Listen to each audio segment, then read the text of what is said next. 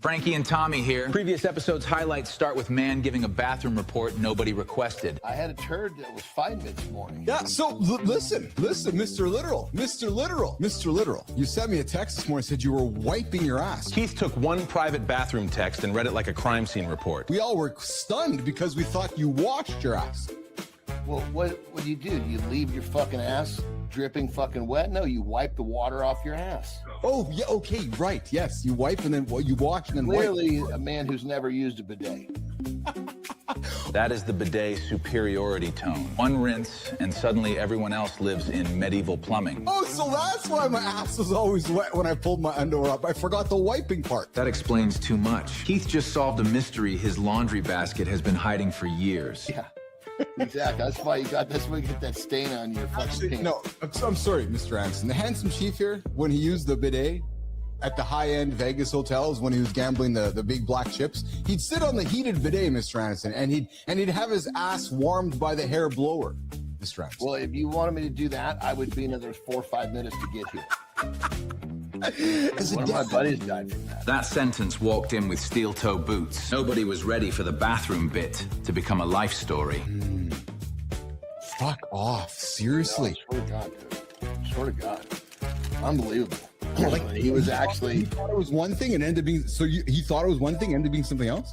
Yeah, I think it was... I think I actually told the story on the show. So he was a really fucking rough and tumble dude. Yeah. And as he got to know each other, I think he was attracted to me. On the outside, he saw that. But then as he got to know me, you know, he saw the guy that would talk and cry. And so he really opened up to me. John says that casually, but a rough dude trusting you with pain is not small. We really connected. Well, his wife was fucking cancer. He by his own admission, he was a fucking dog. This beautiful wife, great kids, and he fucking cheated like a motherfucker. I was always like, dude, what are you doing? Yeah. Okay. Yeah. You talk about him. Yes. Look at these fucking chicks you're banging. God damn, they're not like fucking your wife. What are you doing anyway? So his wife gets cancer, right?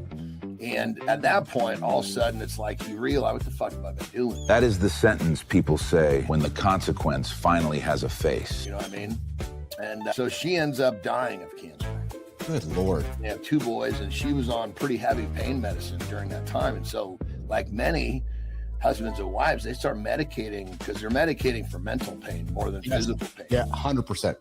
And when the whole thing was over, he was pretty fucking hooked. That is the scary part. Relief stopped helping and started making decisions for him. And he came to me again because he knew I went through it a bunch, and I helped him get through it. Yeah. But he, you know, it's once an addict, always an addict, and he thought he had it managed. He literally would come a lifestyle tip. That transition is insane, but Keith is right.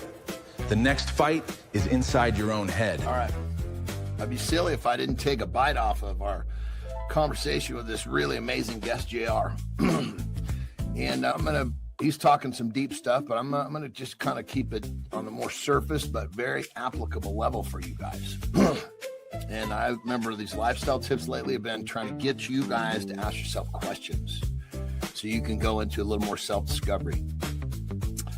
So the tip is, how do you talk to yourself? That question sounds simple until you realize your inner voice has been managing your calendar badly. Because the things that you say to yourself, your brain believes. Your brain's like this supercomputer. And it can work for you or against you, but you have to understand it's constantly working. And if you don't understand it's constantly working, it's probably working against you. I'm going to make the simplest example that I can. A guy normally goes to the gym at 5 p.m. after work. One day, 4 o'clock comes and he's a little tired, and he says, man, I'm kind of tired. Maybe I shouldn't go to the gym. That is the most dangerous hour. 4 p.m., you can explain away anything with one tired sigh. Well, guess what? His brain, that supercomputer, goes and gathers up 5 supporting reasons why he shouldn't go to the gym. Well, guess what? Now he's been convinced he shouldn't go to the gym. Or maybe that guy says, I'm kind of tired, but I know if I go to the gym, I'm going to feel better. His brain goes and recruits 5 reasons of how good he's going to feel. Carolina. It was freezing cold in January. The pool was like 41 degrees, and he's got an Olympic-sized pool in his backyard. And so we said to each other, we committed, said, hey, if you jump in and swim to the end and back, I'll do it. And so we finished our workout. We jumped in, And halfway down, I was like, I can't do this. And I stopped. I turned around. I came back. He went all the way down. He came all the way back. And as I watched him finish, I stood on the edge and I literally said, I can't. That sentence is honest because the pool didn't care about his motivational vocabulary. Yeah. What I was actually saying is, I choose not to hold my commitment to you and go all the way down and back alongside you. And I was like, that's not who I am. That one lands because everybody has met the version of themselves they don't want to be. One of the things that I know we are quite proud of here is our ability to hold a live conversation. It is our beliefs, it's what we create, it's the network we're doing, and more importantly, can they hold the room live? Nope. Can you hold the room live in real time? Without a perfect edit? Without the second draft? Without hiding behind the captions? Without hiding behind the carefully engineered carousel? Oh, remember this one? Make me another carousel. Yeah, really? Or let me circle back with a better answer. How many times have you heard that one? Can they think? Or maybe it's, can they even listen? Or are they too busy interrupting you the whole time? Maybe they can't even respond. Or can they keep the energy alive when the plan breaks? Can you imagine going to a situation, all of a sudden everything changes and their energy just dies? That's called authority? No, that's not the appearance of authority. Keith dared them to prove it live. If you want highlights like this, watch the previous episode. Full show is up next.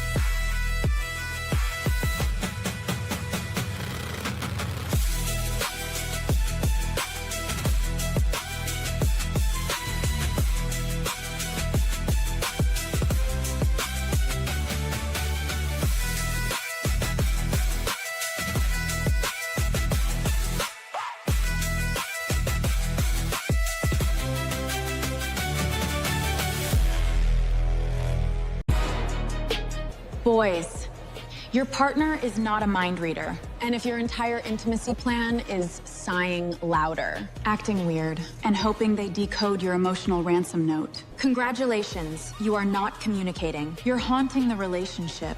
Let's fix that today. Only on Mornings in the Lab with Keith, John, and friends.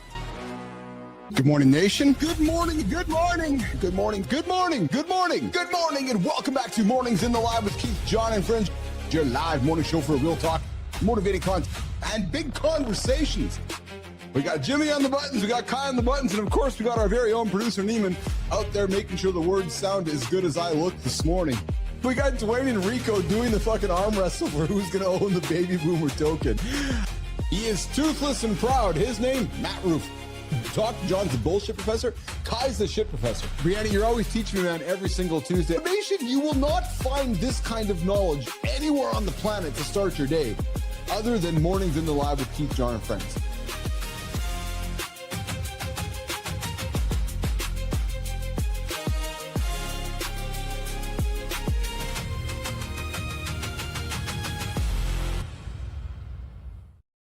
Yo, hey, some men are not short on desire. No, they're short on language. They know what they want, they know what they miss, and they know where the distance is showing up. And then they look at their partner and they wonder how they can understand them without saying a damn word. And they say, hey, how come my partner can't read my mind?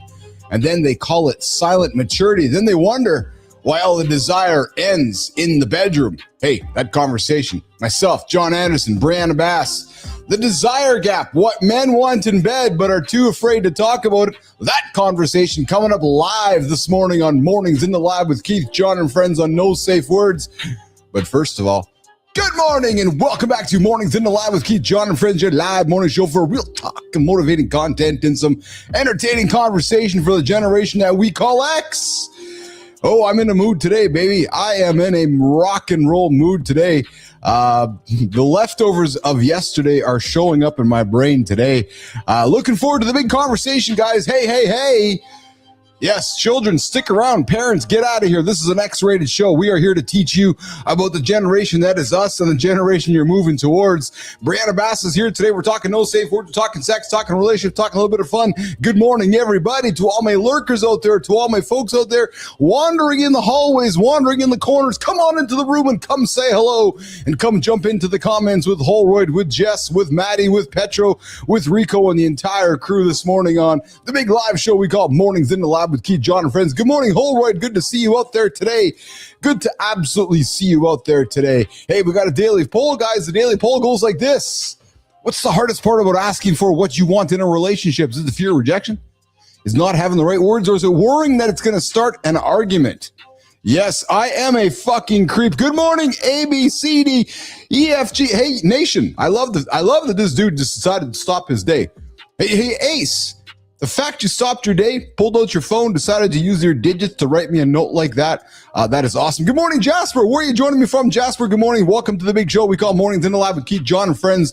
I see that you've taken some time out of your day as well to say hello, and I'm saying hello back to you. Where are you joining me from? Hello, at Jasper. And where are you joining me from, Ace? I wonder if you got enough energy to type out some more words onto your phone other than you fucking creep. Yes, I love folks that use... that's a good determinant of your intellect. When your second word is fucking. Yeah, I'm just saying it out loud there. True story. Hey, guys, have you checked out the channel lately? Mornings.network. We got all the shows out there. USA, good morning, Jasper. Yes, where in the US area joining me from? Welcome to the big show we call Mornings in the Lab with Keith, John, and Friends. Today, we are on, it's June 2nd. Hey, Jasper, are you a snoozer? Are you a snoozer? Are you a snoozer? And Sullivan's out there as well. Good morning, Sullivan. I know Sullivan's not a snoozer because, hey, Jasper, if you've been snoozing. Good morning, Whitaker. Good morning, Nation. If you guys, and good morning, Rico. Good morning to see you as well. Hey, guys, to all my snoozers out there, as of January 1st, you are now almost 23 hours behind all of us. So if you're listening to the show on demand, I invite you to wake up, spend some time with us in the morning. 7:30 with Rufy, 8 o'clock with myself, 9 o'clock with Sarah Barnes Humphrey, 8:30 on Wednesdays with Whitaker, Thursdays with Jason Hewlett, and of course, What the Truck, House of Bricks, and the entire crew dropping their shows along our network as well. So guys, get up, get after it, and go hit those big audacious goals. Yes, hey, big show here today. Today, we got a dude.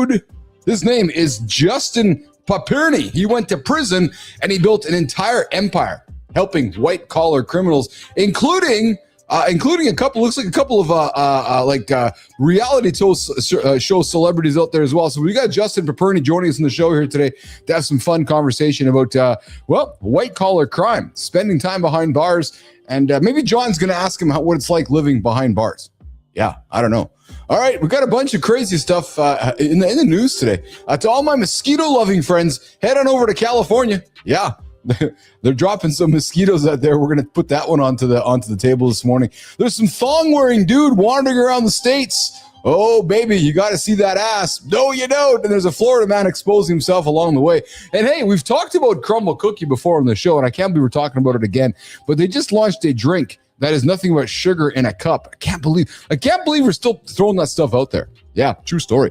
All right, Johnny Anderson's going to be here in a few moments. Looking forward to having that conversation with John Anderson. And hey, I know we don't get into a lot of sports stuff on this show, but it is a current event. Myles Garrett just got traded, and there are no lifers anymore. And I put this one on there because, listen, to all my gens out there, we grew up in a world where it seemed like people stuck around forever.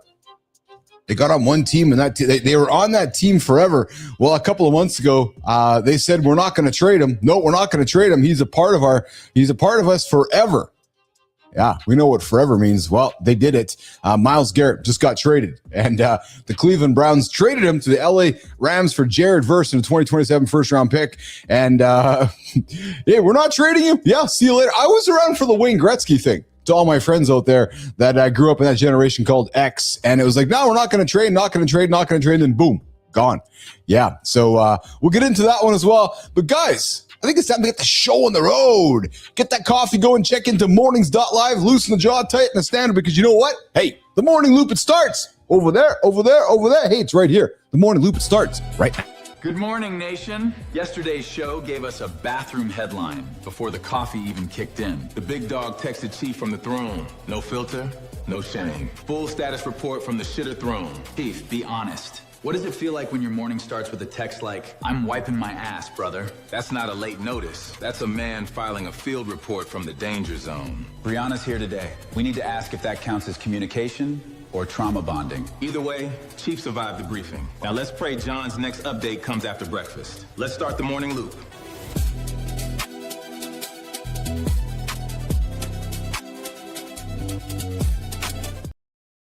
All right, well, I teased it. We got some trending topics this morning over on the big Googles, over on the big news this morning. The biggest trending topic right now over on Google that everybody in sports is talking about is the Myles Garrett trade. Sterling, Preston, what's that one about? Let's put it on the table and start the conversation on Mornings in the Lab with Keith, John, and friends.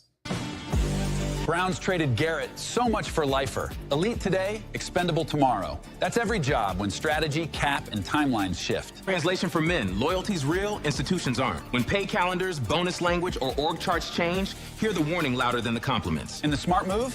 Do the Wilson thing. Build your next platform while you still have options. Update resume, refresh network, audit value before they decide. I think this topic is as relevant today as we keep moving into the future, because all my friends out there in the generation that we call X, the idea of a lifer, what is a lifer anymore? Yeah, and I think Myles Garrett and the trade that happened yesterday really is a metaphor for what's going on with many of us. Going through our careers, been somewhere for 20, 30, 40 years. And, this here is not just a football story. No, it's actually, guys, workplace warning. Heads up on this one. If you have been that dependable, like that one helmet guy, I'm just telling you right now, if you've been that dependable one helmet guy for the last 10 years, there's a young dude who's up and coming. He was you. That young dude up and coming, he was you years ago. He's looking around the business, looking around the tools everybody's using. He's looking at the payrolls, looking at your age. And I'm sorry, your loyalty might be real, but maybe the institution's loyalty might be conditional. So maybe today is the day that you hear something on our show and you say to yourself, well, maybe the day is today where I'm going to update my resume. Hey, yeah, maybe today's the day I'm going to start my personal branding experiment. Yeah, maybe today's the day I'm going to start a big LinkedIn campaign around origins. And what's my origin story? Speaking of the origins campaign, is dropping. Good morning, Jasper Dillahady. The chat. Yes, Jasper, you're right. The chat is quiet this morning. Jasper, I'm glad that you called it out. Hey, everybody, Jasper wants to chat. So get into it and let's get some chatter. Get at her with our good friend Jasper Dillahady, the brand new listener to the Mornings in the Lab community. Let's spend some time welcoming Jasper into the lab this morning. But Jasper, we're talking about the fact that Myles Garrett was traded. And there's a lot of men in our community. And Jasper, we're a community of Gen Xers, and we got our token boomers, Rico and Dwayne out there. But, to all of us that are going through our careers right now, we might be asking ourselves what the next 5, 10, 15 years bring. And there's some younger fellow who's actually coming quite through it and might be making decisions for you. So guys, there's never been a more exciting time to learn ever again right now. The tools, the abilities, YouTube University, chatbots everywhere. Learn. Come hang out in our big show to learn from us as well. But I just wanted to put this one out there because, it is relevant. Yes, Bullshit Professor. He was traded from the Browns to the LA Rams for Jared Verse in a 2027 first-round pick. Yeah. And Garrett just recently signed. He just recently signed a 4-year, $160 million extension in March. And this is what's crazy, right? We and this is happening in Winnipeg right now with my hockey team, is they're signing these guys and it's like, oh, we're shitty. So do we got to trade you? So think about this, right? The guy just signs a 4-year deal a few months back. He's all happy and thinking he's settling down in Cleveland. And they're like, see you later, alligator. Boom, boom. See you later, alligator. Good morning, Whitaker. Yes, yes. And of course, we got our very own Dr. John Petrocelli out there. And of course, my brother from that second mother, we got Matty Roof out there as well. Yes, no such thing, bro, as a lifer. That is so true. You got to take control for yourself. 100% %. All right, keeping it going, guys. Keeping the show on the road as we welcome Johnny into the lab here in a couple of moments. Hey, Jimmy, what's Hey, did you guys know what happened? How many years ago did Jimmy? We got a cool little CNN thing I want to put on the screen this morning. Check this out, guys. So, this was CNN's bold debut back in, I think it was Jimmy. What was this? 50 years. June 1, 1980, CNN flips the switch in Atlanta. First 24-hour news channel. Overnight, the world stops waiting for 6 p.m. And boom, breaking news becomes a treadmill. Wars, crises, politics, live. Great access, but also, we invented doom scrolling on cable. So here's the question. Did 24/7 news make us more informed or just more anxious? Let's trace the trade-offs and what it changed in culture. Wow. Think about that. Yesterday, June 1st, 1980. Yeah, 1980. So it was 46 years ago, actually. Think about that. That was when we actually started doom scrolling on our remote controls. To all my brothers and sisters out there, my special sister, Cheryl Whitaker out there, remember just scrolling on the remote control? Just scroll. That was actually doom scrolling. And then Turner drops it, and they were like, oh. And then we all were fixated back when the war in Iraq came, and I remember who was on the battlefield there. Was it John King? It was John King there. A few guys just on the field watching the tanks, just a nonstop loop. And I remember watching that, and I was so fascinated by the fact that I was able to watch war. I was like, oh, there's war. And then after a while, you're like, oh, wait a minute, that's the same clip of the same tank running. This is the same clip of the same tank running. So just think about how 24-hour news has changed the world, and that all launched 46 years ago yesterday. I'll tell you who's launching into the clouds, launching into the show. His name is John Anderson.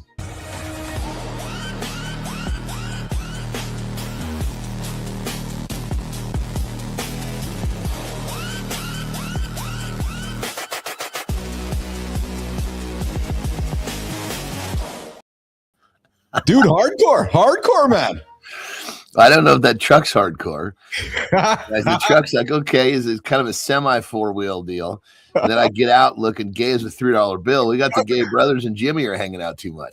You called it. I was going to say it too, but you beat me to the words. Well, see, if I'd gotten out of a big fucking gnarly, diesel truck, I could have pulled that outfit off. But you get me out of that little fucking fairy 4x4, Fairy 4x4.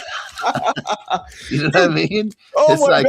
It's like you've got to like I paint my toenails, right? Yeah. Yes, I know you do. Pull it off. If I was a little fucking scrawny fucker, maybe people think I was clear as a $3 bill. Brother, 46 years ago yesterday, CNN launched. I know you don't spend a lot of time watching news, and I watch less than ever because it's all around us now. But I think about your mom, my parents, and kind of us back. That just changed the world back then. Almost 50 years ago, all of a sudden, news everywhere all the time, and it was like making up news when it wasn't even news. And that's when they started to realize that they had the public by the balls with whatever they said on TV. Yeah. Yes. It's like, and then what we remember, because we were too young to really go through what they went through. 100%. Yeah. But they went through that. We went through the internet. Well, fuck, it says it on the internet. Must be true. Yes. All they're doing is fucking rewriting the fucking. I saw it on CNN.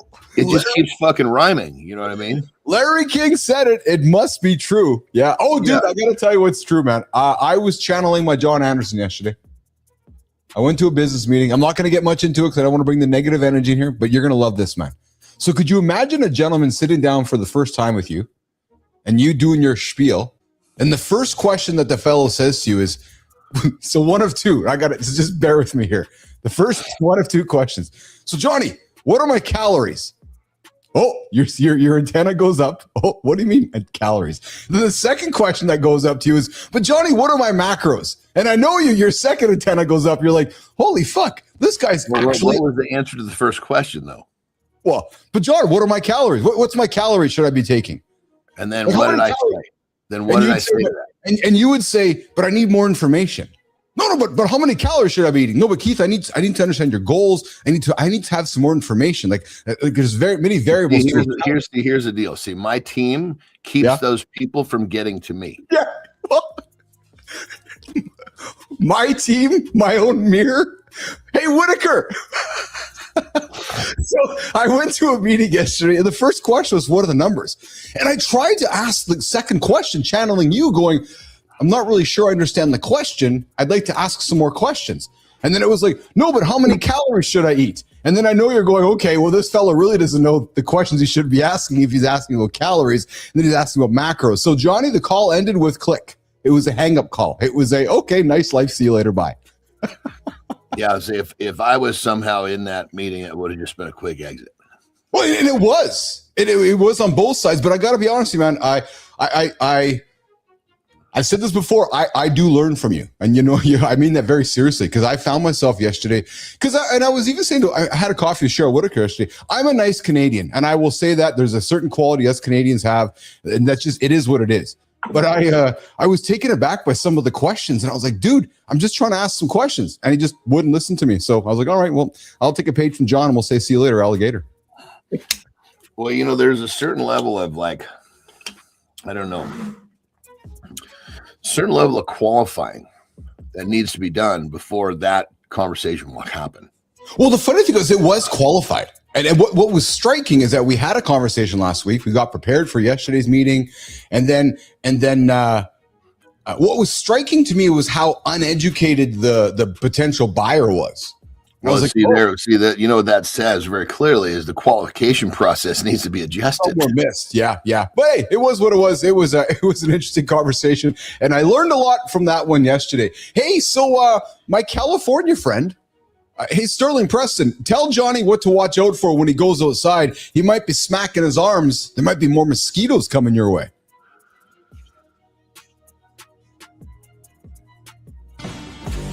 Google wants EPA approval to release sterile male mosquitoes in CA and FL-TEL. Less disease, but also, why is Silicon Valley in my backyard? It's Wolbachia. Males don't bite, they mate, and eggs don't hatch. Sounds smart until your neighbor says, are these mosquitoes tracking us? Public comments close June 5. If we're doing this, show me oversight, testing, and accountability, because trust us is not a safety plan. I know you're curious like I am. It's fascinating that Google, like big tech company, we'd think of tech company, they are releasing gazillions. I don't even know the exact number, but gazillions of male mosquitoes carrying. How many zeros is gazillions? Plenty, Anderson, plenty. They're carrying those mosquitoes. They're going to release these mosquitoes in California and Florida to reduce disease-spreading mosquito populations by disrupting reproduction. It's actually quite fascinating. So these mosquitoes get the ones that spread disease? That's it. Yeah, that's exactly it. So that's exactly it. They're like. So then here's the question you got to ask: the ones that are spreading disease, yes, that's bad. What else are they doing that we need?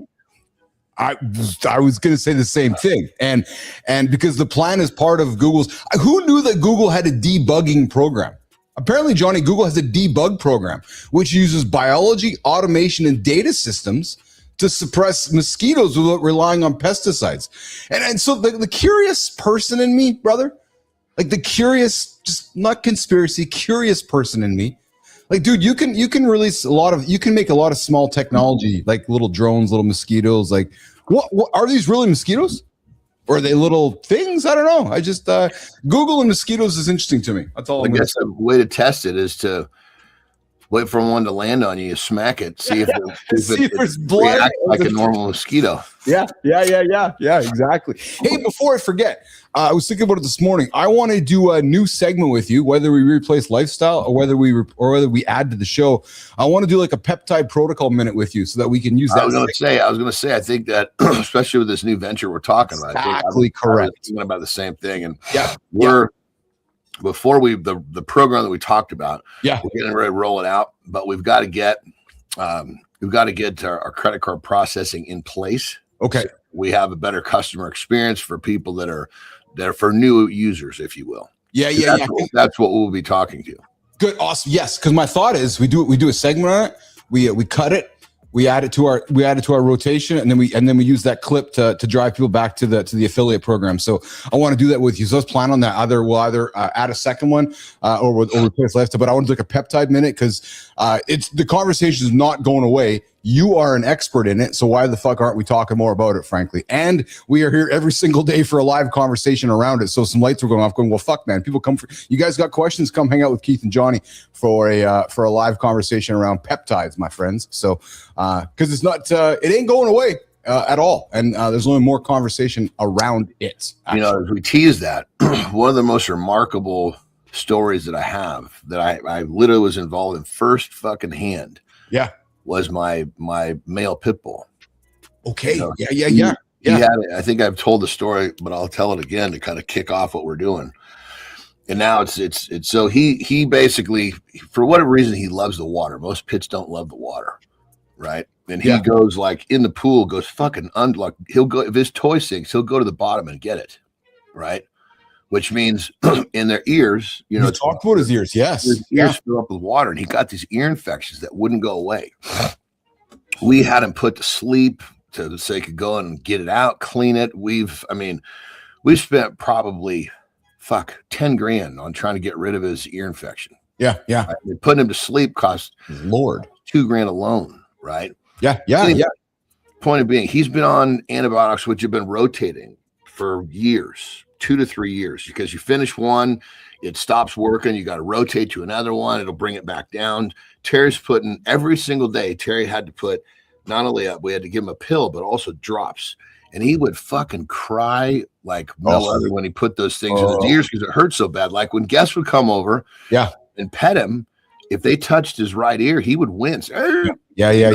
Pit bulls have a fucking massive tolerance for pain. So I said, fuck it. I took it in my own hands. Yes. Put him on BPC 157. Yeah.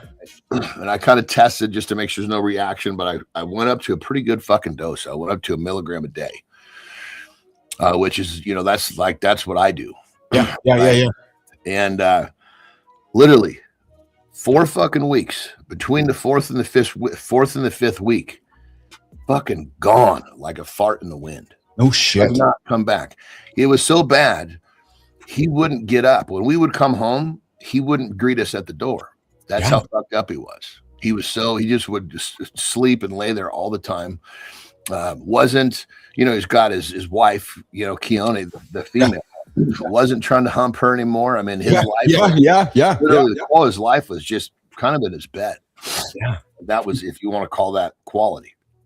Well, I want to have a conversation. 5 fucking weeks, took it away. He's gone in the water multiple times since. Yeah. And it's not come back. Wow. So watch for that, guys. And Hillwood's dropping us. That will be awesome. Looking forward to the peptide talk. Me too. And Johnny, and what we want to do is I really like to come at it from a place of all sides of it. Right. So for example, I was spending some time last night watching a clip. A brand new clip dropped on Huberman last night with a doctor that's very much into that space was talking about. I watched quite significantly, and we know that one of the topics around it is all the positives, but then some of the questions are, does it also help? Does it also promote tumor growth? And this doctor was talking about the evidence that there's no specific evidence that also happens. So I want to balance both sides, not just, and I know you agree, not just the one side of it. So let's put all the information out there and give folks their ability to make decisions. Just from a total, I agree. Just from an absolute, base argument standpoint. Yeah. Anything that helps the body regenerate, helps things grow, would fall into that category. So it's a pretty fucking wide fucking net that they're arguing. Yeah. I mean, it's like, okay, if you could fucking put a good night's sleep in that fucking category. So, but I'll tell you why I'm comfortable addressing it with you and putting it on our show. Because you said something yesterday or 2 days ago, which I actually was quite pleased with. And I knew this, but the fact you were talking about it, like, so people talk about, well, we don't have any experience. We don't have any knowledge. We don't have any factual. I got a dude here that's been doing this stuff for 15 years. You said yourself. So don't come to me that there's no experience, there's no data that's tracking it, because I got a human specimen that actually has been involved with the product. So I don't know about you, but that lands into the experience and expertise lab for me, frankly. Well, and then you can. It's always good to kind of look, and I agree with you. It's always kind of good to look at just what's under the surface at the foundation. Yes. If these things were really causing a problem, right, like the arguments say, why the fuck is Lilly trying to control it all? And why are they trying to they're trying to control what goes to market? They don't do that to shit. That, you know what I mean? It's there's some news happening underneath the covers with that right now. So the peptide that they're patenting has I'm not going to pretend I'm putting facts, so I'm going to talk anecdotally, but they have a peptide that is coming out with X number of pieces to it. They want to patent that because of all the compounding places that could make it. So they're trying to lock down the biologic pieces of it. So it's the business side of what we're talking about right now. So, but regardless, guys, we're going to have those conversations on a nonstop, and I want to do them with peptides. Hey, coming up, Johnny, we got a guy. Let's just say one more thing as we kicked it off. You know? Yeah. We're going to say it's our segment, our talks, not medical advice. They're just what we've found has worked in our research. Yeah, just research and experience. And so no medical claims here. No medical claims. Purely experience. This man has experience using the product, and all he's doing it's like me saying, you know what, in my experience, this fucking lotion that has a green tint feels much better when I jerk off than the one with the white tint. There you go. Yes. That is the kind of very, very similar comparison right there. So we're not talking about jerking off. We're talking about peptides. We're going to be sharing. Hey, we got our guest coming up in a few moments. His name is Justin Paperny. He went to prison, and he built an empire helping white-collar criminals. Johnny, since you and I were talking about prison and you thinking you could survive in prison, I'm looking for prisoners so we can learn what that's like, so you can, in your mind, go, could I survive or not survive? So coming up in a few moments is Justin Paperny.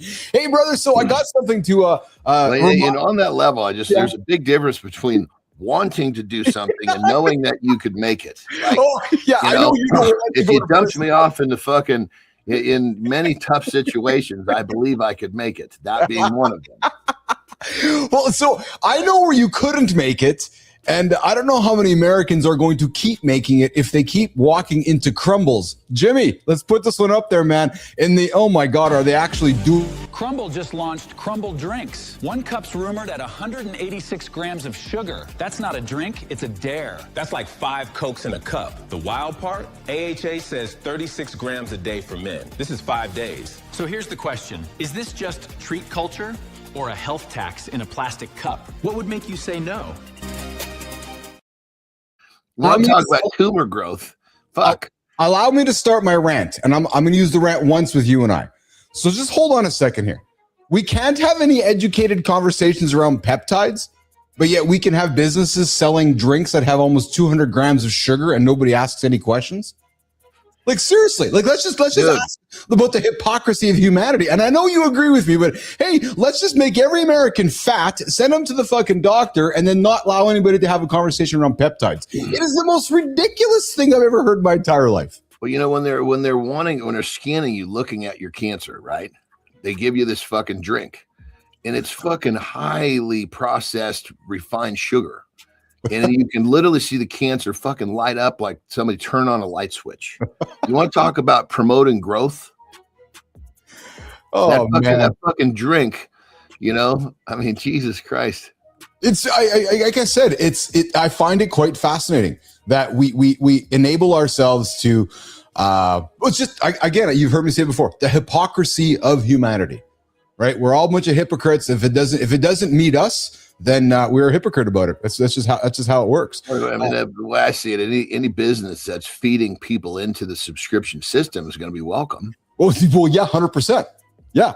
So just think, you go to Crumble's Cookie for a cookie and a drink, you're walking out of there at least 2,000-3,000 calories. Again, I'm not heading there. You're not heading there. I'm just. Well, it's not even the calorie; it's the sugar. It's sugar. Fuck. And actually no food in the entire thing, just sugar. Oh, but Johnny, you shouldn't talk about that peptide. No, well, and you imagine the amount of fat with that sugar, which makes it taste even fucking better. The amount of sodium. Do they make this? There's this thing. We should fucking ask Grok about this. There's this formula that these food companies have, and it's this certain. They have a name for it, and it's this balance of how much sugar, and how much salt to create this fucking euphoric tongue reaction. Yes, yeah. My Grok is dead right now, but yes, I know. We talked about it before and that's one thing that Lauren's great at when she's cooking. She doesn't use a lot of sugar, but it's finding tastes that make people want to eat more. Hey, here's something we don't talk often about. You know, we talk Bitcoin on the show quite a bit. Hey, so SpaceX, they have been quietly hodling 18,000 Bitcoin worth almost $2 billion. So when 2 weeks ago, when they started kind of talking about their IPO, they had to release their statements. They have been quietly accumulating, Johnny, all of this Bitcoin as a strategic reserve, framing SpaceX as the first $1 trillion Bitcoin linked company in the world. Like, so you think about that. They're preparing for interplanetary stuff. They're preparing for a world where the dollar is gone and they're going to go, oh, but we got a bunch of it. So just think about that, man. They have been quietly buying almost $2 trillion worth of Bitcoin sitting over there in SpaceX, Johnny. Well, here's the question, right? Can you think of something else that you can buy that's not inflationary? No. Well, fuck, that alone I think the whole idea of it just disappearing and going to zero, I think you could still, of course, there's plenty of arguments for that. But I mean, fuck, I think it's gone far enough down the pipe here. It's pretty fucking tough that this thing's not just going to unplug. Yeah. I don't know, man. I don't know. That being said, if you pass that idea, if you want to buy something that won't inflate, what else do you buy? Gold. If gold went to $25,000 an ounce, they would be fucking digging more. They'd be developing technology to get more. Yes. There's no technology. Once 21 million of Bitcoin are out, there's no other way to get more other than buy somebody, pay more to get some. Which is why I'm not surprised they're hodling it. You think about it, right? And obviously we know where Elon's from, so Elon just like keep buying. Well, what is it fucking Sailor strategy? They're going to have 1 million by August, I think. Yeah, well, we know that is their strategy, which is just accumulating and shorting. So, hey, coming up, Justin Paperny, he went to prison and he built an empire helping white-collar criminals, including a couple, I think some TV celebrity folks. But hey, before we do that, hey, Kai, what's this at WTF? We got something for the screen to make Keith and Johnny come to life. Or what's this one all about here? What the hell is this? Oh, yeah. This is like, look at this. Like, what the hell is going on here? This was at my funny farm, Johnny.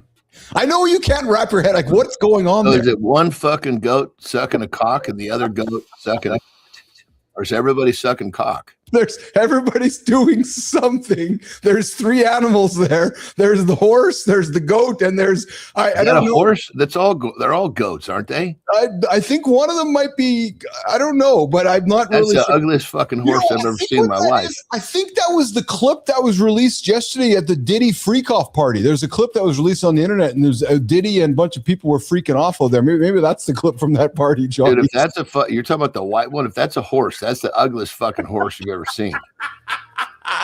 Hey, good morning, Feljar Murray. Good morning. Welcome to the big show we call Mornings in the Lab with Keith, John, and friends. We get up and get after it live, 8 o'clock Eastern time, right here on the Mornings Network. Coming up, Justin Paperny. We're going to bring him in here in about less than a minute here. He went to prison and he built an empire helping white-collar criminals. Johnny, who's 25 years old, the youngest broker at Bear Stearns. And, well, shit went sideways. Sophia Grant, let's tee it up. The conversation with Justin, it starts right now on Mornings in the Lab.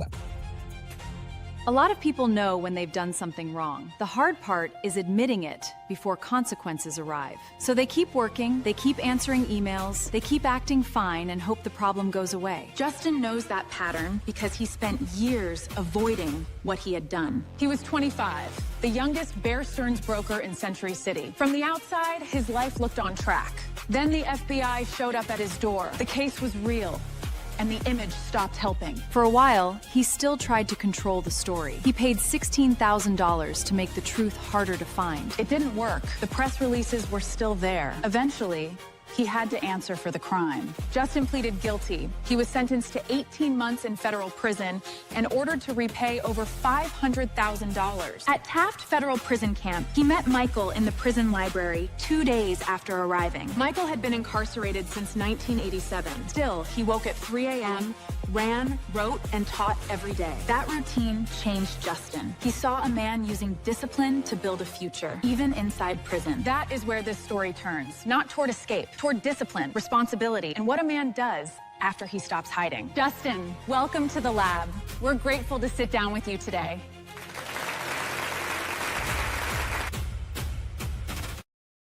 Hey, Johnny, on April 28th, 2005, the FBI knocked on this man's door.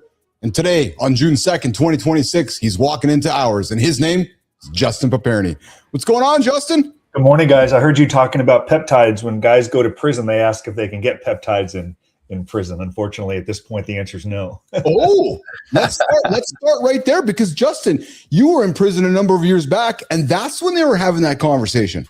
Well, things have really changed since I was in prison in 2008. There was like no iPhones back then. There were disciplinary infractions, but nothing like we have now. Last week I interviewed, he'd be a great guest for you guys, Matthew Boyer. He was the bookmaker in that very popular Shohei Ohtani investigation. He was the yeah. And he just was released from Lompoc, and he was describing steroids in prison, smuggling in the peptides, the drugs, everything that's going on. So yeah, it's a big deal, the hustling inside of prison, and some guys give into it. And the problem is, if you get caught, you get exactly what you don't want. You end up staying in prison longer because you get a disciplinary infraction, you lose good time. So there is so much temptation out here and also in prison. But yep, peptides are a big deal in prison. Wow. So I want to start the conversation around one word. Yeah, it's a word that many men. So our show is is a show for Gen X guys like you and I, and that word is guilt. Mm-hmm. For you to look in your own mirror and intentionally use that word to acknowledge what had happened, dude, that is a humbling experience. Talk to us about that. So it's humbling, but for me, the real guilt and shame didn't happen until I was in federal prison. So I'd been indicted. I plead guilty for 3 years. I'm waiting to get sentenced to prison, but I really made it about me. It wasn't about my victims or my family. It was about how my own life was imploding. I was very selfish. Then you get to prison, and then you realize how far I had fallen, the pain that I had brought other people. And then you see a lot of guys going home from prison scared with short sentences, because you realize, what are they going to do without a law license or an accounting license? So shortly after my time in prison, I found a mentor, a guy named Michael Santos. He served 26 years. He'd been in 22 years when I met him. And he just helped me understand how my decisions would impact the rest of my life.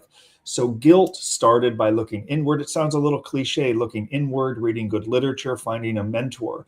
And then finally, at some point, looking into a prison mirror in the bathroom, as corny as it sounds, saying, like, I am responsible for my plight in life. There's no one to blame but me. And you can't really get on track until you embrace that. But it's humbling to realize like how far you have fallen. But you can't begin to build unless you recognize it's all my fault. Yeah. Good morning, Jess. Johnny. Yeah, no, in the intro there was talking about the mentor in prison, how he was up way early, he was running, he was teaching, he found, and this is kind of what I always go back to. I said, if I can make it in prison, it's because I would find, even out here, every day I have this, as I call it, a loop. It's every day is I planned ways I make sure that at the end of the day, I feel improved, and progress as a person is really key. And clearly that gentleman, I would be I get up at 3 o'clock here. I'd be getting up at 3 o'clock there. I would find a way to be improved every day. And then at that point, your surroundings become less important. And I think that, when people kind of tend to realize that that happiness comes from your choices. It comes from how you choose to live your life in this loop that people call a day. That was really well said. So you can live faithfully to your values in prison, even though you're confined. And for me, learning from someone who is authentic and who built a record. Well, I'm interviewing with you guys right now. He's getting ready to go speak in a penitentiary in Pennsylvania. He travels the country in every BOP prison, influencing millions of people from the penitentiary down to the camp. And he can do that because of what he did in prison, waking at 2 or 3 o'clock in the morning, educating himself, building a record. I mean, he served 8 years in the penitentiary in Atlanta. Then the last decade he served in a camp. So like our message at White Collar Advice or this nonprofit we support prison professors is like, we're not going to ask you to do what we haven't done, which is like, he helped me write a book in prison, Lessons from Prison, another book, Ethics in Motion. The only way you overcome this conviction isn't by telling people, my bad, I'm sorry, I'll never do it again. It's by building a record that you can defend over time, like a time-stamped timeline. And Michael had such authority in prison because when I met him, he'd been doing it for 22 years. So when he speaks in the penitentiary, like he's there right now, the guys respect him, not because he served a long sentence, but because he did the work. That was very inspiring to me. And I just It's how he did his time, correct? It's not just that he did it. He lived with dignity. Yeah, he always said he wanted to emerge with his dignity intact. You would never know that he served a day in prison with a network, with resources, with opportunities to inspire and teach people. And it was frankly his idea in prison. We talk about White Collar Advice that helps people with resources prepare for sentencing in prison. It was his idea in prison to have this business, because one day I'm in his cubicle and I sound like a total fool. You know, I went to prison kind of fat, bloated, miserable. And then you live 50 yards from a track and pull-up bars, and it's hard to not want to exercise all day and get in better shape. And then one day I'm in his cubicle showing off like how many pull-ups I did, how many miles I ran.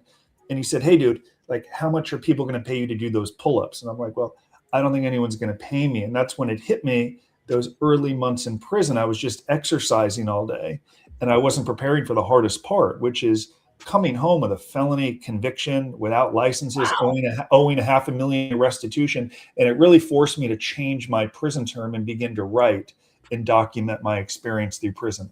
All thanks to Michael. Wow. Justin preparing to hang out with myself and John Anderson this morning on Mornings in the Lab. He went to prison and he built an empire helping white collar criminals. Justin, what also strikes me about your story and I is that this thing here gets me. Is that you paid 16 grand to a reputation management company to basically suppress that DOJ press release.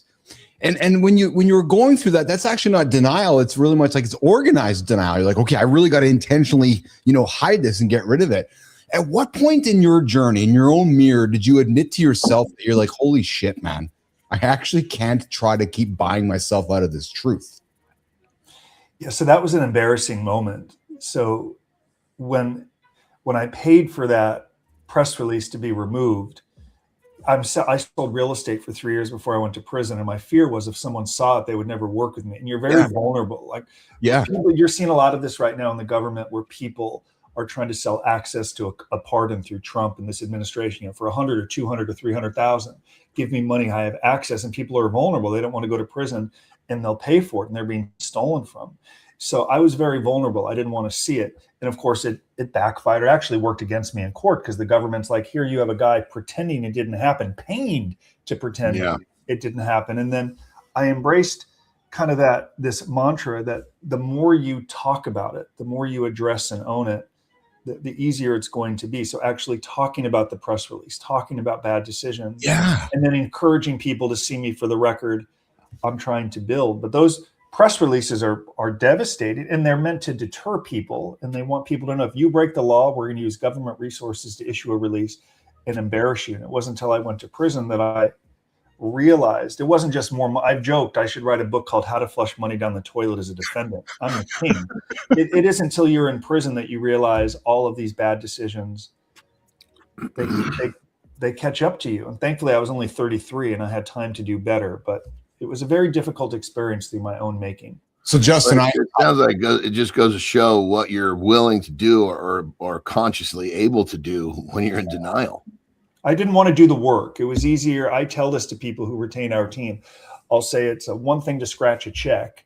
It's another thing to actually do the work and build a record. I was a lazy defendant that would pull out a credit card to try to remove a press release. I didn't want to do the work to build something on top of it. I was the guy that would give a big check to a lawyer thinking they can keep me out of prison. I didn't really want to demonstrate what it looked like to be sorry. I was the guy that would scratch a check for restitution. Here's 100,000, Judge Wilson, thinking it would keep me out of prison.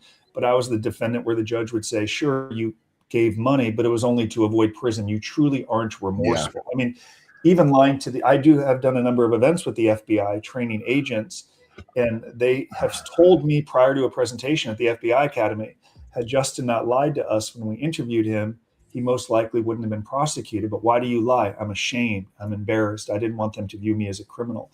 So like, we want people to make better decisions, but instead they tend to compound them, and they just get more of what they want, more of what they don't want, a longer sentence.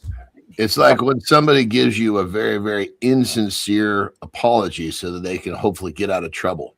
Yeah, you know they're full of shit. Yeah. They're just trying to sidestep what's going on. I covered that yesterday with Law and Crime, that new Netflix documentary called The Crash, on that woman, Mackenzie, who killed those two people. And she's in prison. She's had 60 pages of disciplinary infractions. And her parents are like, oh, she's sorry, she's remorseful. She's not. Those are throwaway words. There's no message or record of remorse. It's all about her, how her own life is falling apart. And it's part of the reason. Your humility is, I got to tell you, Justin, your humility is so welcoming. It is so striking. It's freaking awesome, man. And I say that because I have to believe, Johnny, I got to believe, Justin, you walk your life right now with zero baggage on your shoulders. Like, you are a free human being. Listen, we all have our shit, and I get it. But for the most part, when I hear you speak, you're just like, yeah, I'm fucking embarrassed. I fucked up, made some mistakes, and I'm owning it all. Like, you strike me as a very humble, I fucked up human being. That's powerful, Michael. Justin. Well, that means a lot to me, you saying that. Thank you. I'm 51 now. I have two young kids. I've been home from prison for 17 years. People would probably tell you I'm stoic, a little quiet. I'm a total introvert and reserved. I could sit in my closet all day and work and read and be fine. I'll be right there next to you. Yeah, but finding a mentor in literature really helped me. Like, when I have a few minutes, I'm reading, a stoic book. I love the Ryan Holiday books, Right Thing, Right Now. Yeah. I'm trying to be authentic. I have that book in your right hand. Yeah. I'm not going to tell people, a big part of our message is, like, I'm not going to ask you to do what we don't do. So I'm continuing to read literature. How does it help me? I'm writing every single day. I'm creating. I want people to know, like, my 18 months in prison was the easiest part of the experience because it's clearly defined. While you're waiting to go to sentencing, it's hard because you're in the land of the unknown. You're just waiting to get sentenced. That's the hardest part. And I have so much regret over how I lived for that 3 years. So I will say, at times when I want to revert back to prior behavior, I'll think, where did that get me? Standing for count. And then I just make the opposite decision. Oh, so John, you just said something. What, John, you know how good I am paraphrasing what somebody says, but you said that my prior behavior. So it's like your brain went back to this. Oh, there's some self-sabotaging behavior that I'm running towards. I better stop it, Justin. Yes. It sounds like he's one of the few people that actually uses the word regret for his benefit rather than to wallow. Well, I recall, yes, that's a good way for people to make better decisions. The problem is people get used to the status quo. They get used to the numbness of this and the pain, where they begin to reason, like, nothing's coming my way anyway. I'm a criminal. Nothing's going to matter. So you get used to this life. And I was used to that for 3 years. Until I met Michael, who began to mentor and helped me understand there could be a better way. But as Michael would say, it's not going to be through happy talk and platitudes. You actually have to build incrementally, daily. The most impactful lesson in my life was the tortoise and the hare, right? Slow and steady wins the race. And when I began to do that, I began to see how 1 page became 5, became 10. And I began to build my way out of this terrible mess that I had created, because we work primarily with white-collar defendants, but we heavily support prison professors' charitable population. But I would tell you, most defendants are so overwhelmed, it's very difficult for them to begin recalibrating, or the idea of starting over at 50 and 60. But others have done it. They're going to need to as well, because the consequences of a conviction are so severe, and they're supposed to be. Wow. Justin, preparing myself. Real quick. Yeah. Brother, forgive me. Hold up your coffee cup for me. My man's drinking out of a measuring cup. I fucking love this. No, I'm a Trojan. I thought that was a measuring cup. I'm a big Trojan. I was a former baseball player at USC, and my Trojans actually won last night. They're going to the Super Regionals in North Carolina, so I was up late watching. I thought because I could see through it, and I saw the red. I was like, my man's drinking out of a measuring cup. Yeah, that's fucking savage. Dude, I'm loving this, man. Justin, what does the word respect mean in prison, and how does one earn it? So there's a myriad definitions of respect.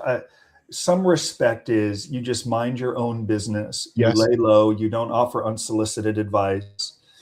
Respect for a white collar guy like me could simply be you're doing your job, which is surprising. You shouldn't be rewarded for doing your job, but it's surprising how many guys respected me for doing the job I was supposed to do. Or laying low. I think they respected that I got up at 3 or 4 in the morning. I would work with Michael. I would go run 8 or 10 miles on the track. I would do my prison job, pots and pans.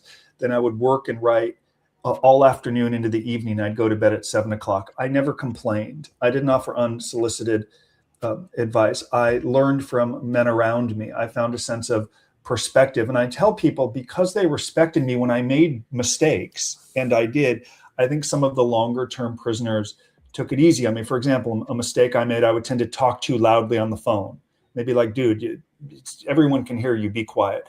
One time while running back to count, I used the restroom, I urinated, I didn't wash my hands, because if you don't get back for count, you're in trouble. And a long-term prisoner's like, hey man, like we touched the phone here with our hands. And I'm like, I made a mistake, I'm sorry. But they didn't give me a difficult time because they could see that I was minding my own business. I didn't get into petty gossip. I didn't complain. I didn't speak to guards, which is a huge no-no in prison. Then I think there's a different sort of respect for someone like Michael Santos, who endured 22 years, eventually 25 in prison through brutal circumstances, overcoming and building regardless. So for me, it was minding my own business, avoiding the gossip, and making sure I didn't succumb to the inevitable boredom, which is the highest value inside of a prison camp.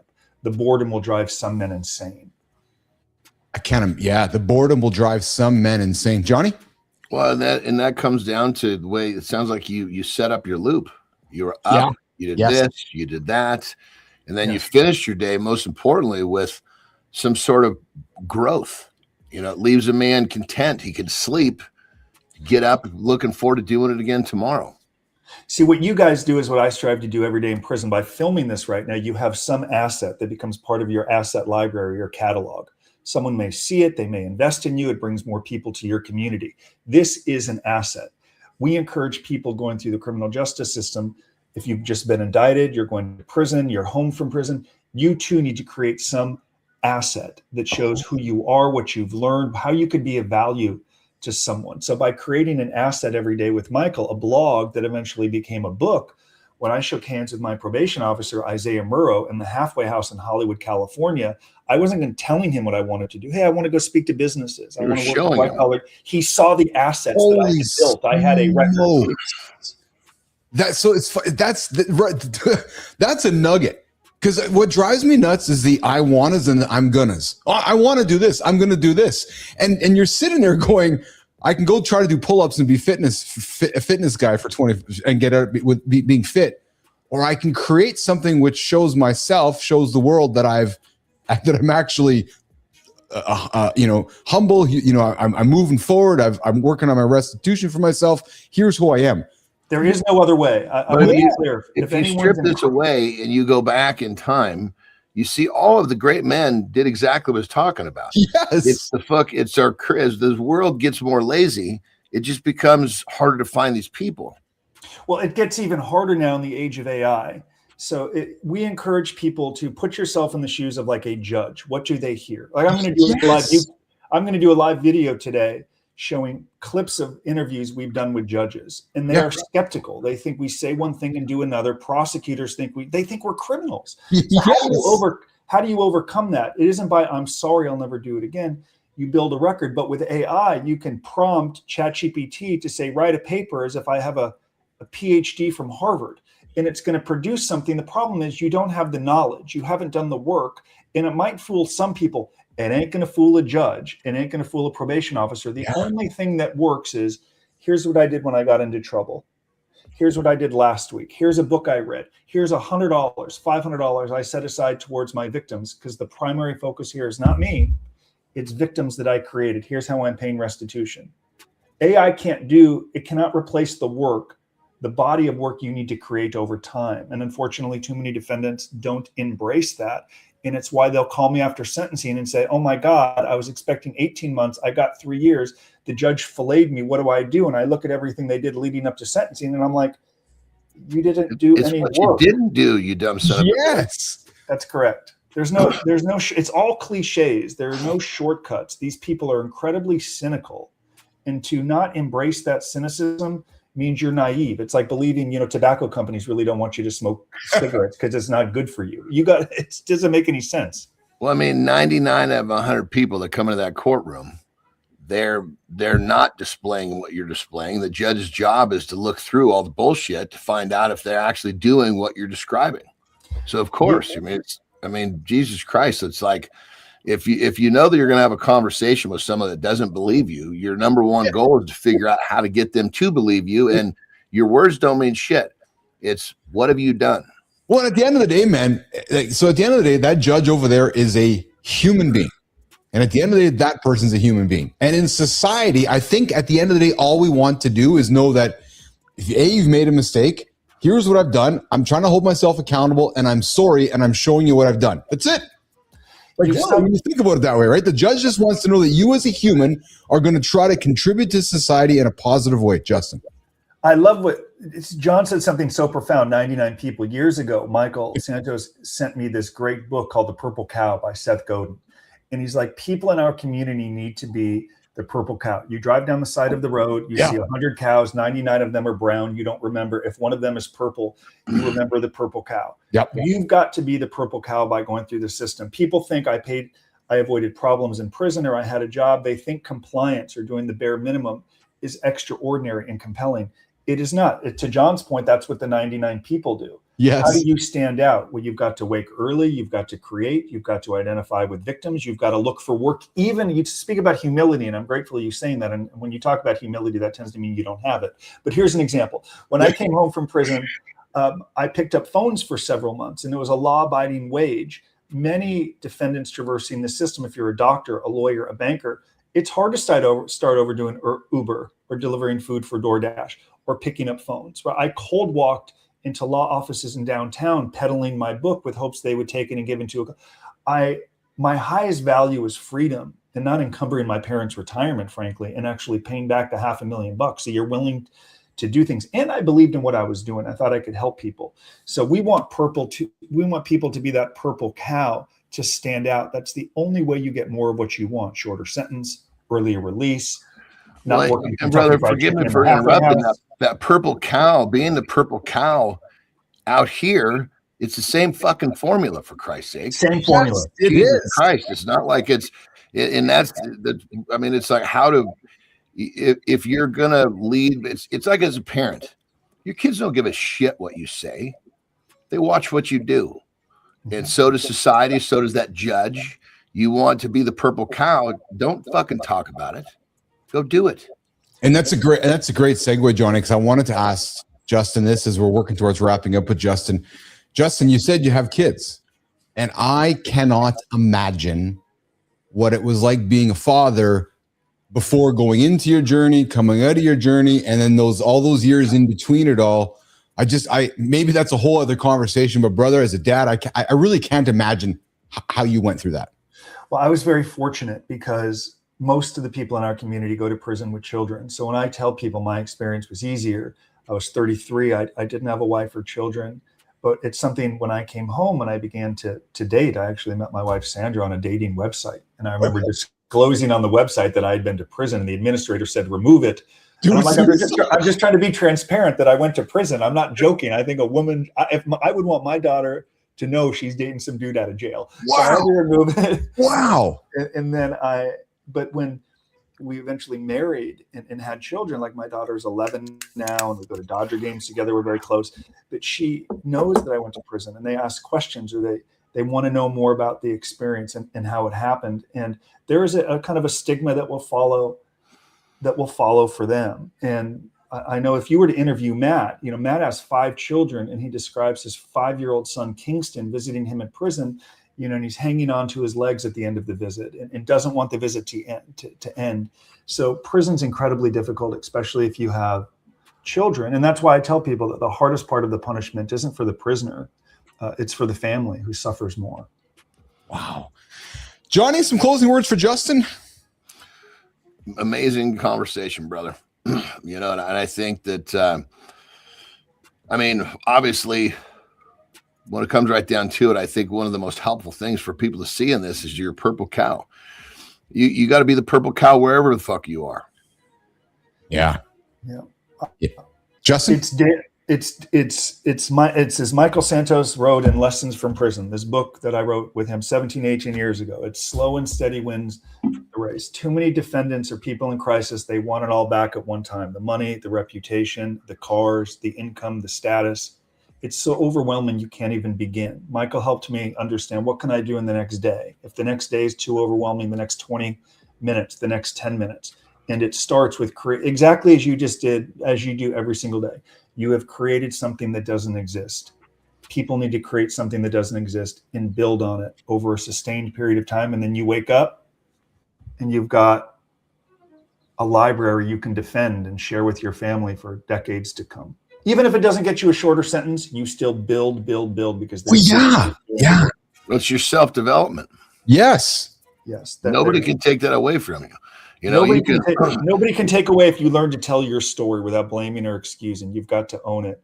I admire what you guys do, and I'm really thankful to have the opportunity to speak with you guys. Dude, I got to be honest with you. Coming up in a couple minutes, we got Briana Bass joining us, the Desire Gap, what men really want in bed. We're going to have that conversation, myself, John, and Briana Bass. But before we do that, a couple of quick things for me. Justin, we have a resident bullshit professor in our lab. He joins us every single Friday. His name is Dr. John Petricelli. He's a professor of bullshit studies down in the Carolinas. Real professor. He's at a fucking institution, not just a handle on social media. Yeah, like a solid dude. He's educated. He's here every Friday dropping great conversation. And he's dropped a comment. He's like, I've got Justin coming in with the lowest BS index score, A+. But Johnny, more importantly, somewhere along the way, Kai put the image up. Justin and John Petricelli have been separated at birth. Look at this image. Johnny, check this out. Like, look at these two side by side. They're actually the same person. They're actually the same person. Justin and John. Justin, I invite you to meet John. John, meet Justin over on LinkedIn.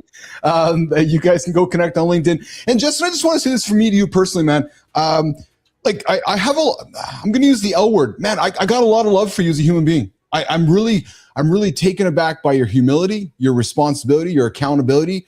The simple things that you said that so many people that I like to use the terminology, that are sitting in the stands, the 99% wondering how to get on stage. Mm-hmm. And you just said it. It's not rocket science. Build some assets. Show the world how different you are. I appreciate you saying that very much. Can you give me 30 seconds to say one more thing that'll help? Please. You have Eminem behind you in your office. If anyone's made a bad decision, here's what helped me. You remember the end of the movie 8 Mile with the rap scene, and he takes the microphone. It's covered a lot in sales, where he says, I am white trash. He did shoot himself in the leg. I do live with my mom in the trailer. He took all of the words out of their mouth. So I encourage people, if you've made bad decisions, don't suppress it as I did stupidly by paying money. We're human beings. We make bad decisions. Talk about what you did, what you've learned, and how you'll do better moving forward. People will embrace and respect that message. You cannot pretend it didn't happen. Take the words out of their mouth. Wow. I can't follow that up. Justin Paperny, myself, and John Anderson, Sophia Grant. Mornings in the lab with Keith, John, and friends. We got comments from Cheryl saying, agreed, Petro, beautiful guest. Thanks for being here, Justin. And of course, our very own Mike Sullivan says, very good guest, adding his book to my reading list. Hey, how can folks get your book, connect with you, and find you, Justin, before we let you go? It's all free. If people go to whitecollaradvice.com, everything there is free, including the books. White Collar Advice on YouTube. I produce a lot of content around sentencing in prison, lessons that I've learned. So I would say White Collar Advice YouTube is the best way to get content that our team creates. Awesome. So Justin, we have a sex relationship expert on our show. Her name's Briana Bass coming up. We have a bullshit professor on our show on Fridays. He's here every Friday.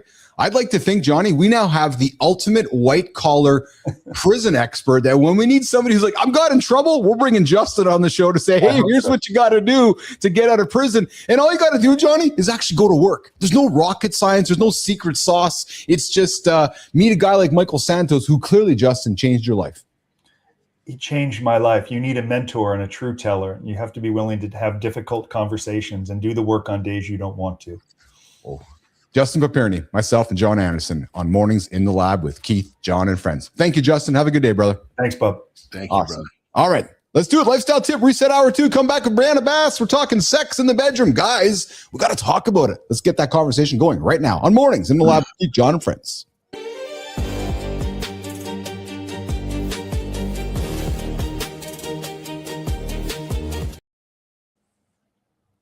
Lifestyle tip. All right, we just had an amazing guest, and he just made it real clear. For any of you guys wondering, what's the formula? The formula is live your life in a way that the other 99% do not. As he called it, the purple cow. Be the purple cow in the field. Because when you live your life in a way that everyone else doesn't, this is going to build the evidence that shows your surroundings, opportunities, the people around you, that you are different. And it's not because of what you're saying, it's because of what you're doing. So ask yourself this question. These lifestyle tips are getting you to think. Are you living life like everybody else? Because if you want great things in life, if you want more, you're not going to do it by executing average shit. You live your life in an average way, you're going to have an average life. You step it up, you do the things that other people will not, you're going to have the life you're looking for. Are you the purple cow? Rock and roll.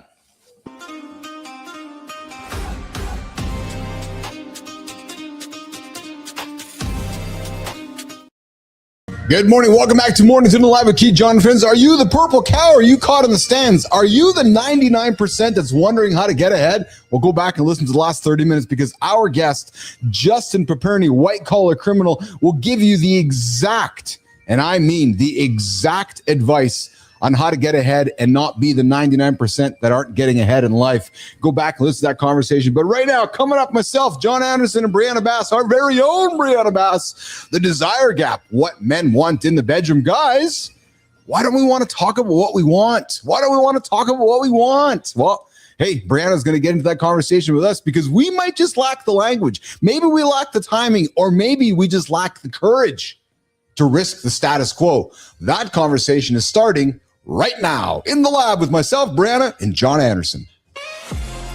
You're not low libido, you're unspoken, and you're calling silence being a good man while your resentment keeps a spreadsheet. It's not respect, it's avoidance. Avoidance makes you act calm, then punish her with vibes like you're the CEO of passive aggressive. You dodge one honest sentence, then you work late, emotionally. Burnout shows up, distance shows up. That's the bill. You can't grade someone on a rubric you never handed them. That's a covert contract. Signed in your head, enforced with attitude. Try this. I want something, and I'm nervous to say it. Can we talk about it like teammates? No pressure, no scorekeeping? Briana, we need a ruling. When a man's desire is real, but his vocabulary is trash, what's the cleanest ass that doesn't sound like a Yelp review?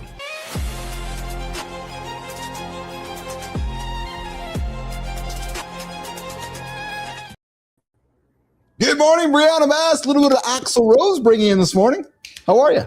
Hey, how you doing? Awesome. I'm awesome. We just had an awesome guest, man. This guy spent time in prison for 18 months, and he just talked about like how to survive prison. And he's like, do something, like build an asset, like show your, like, stop just saying I'm going to apologize or I want to apologize. Like, actually do something.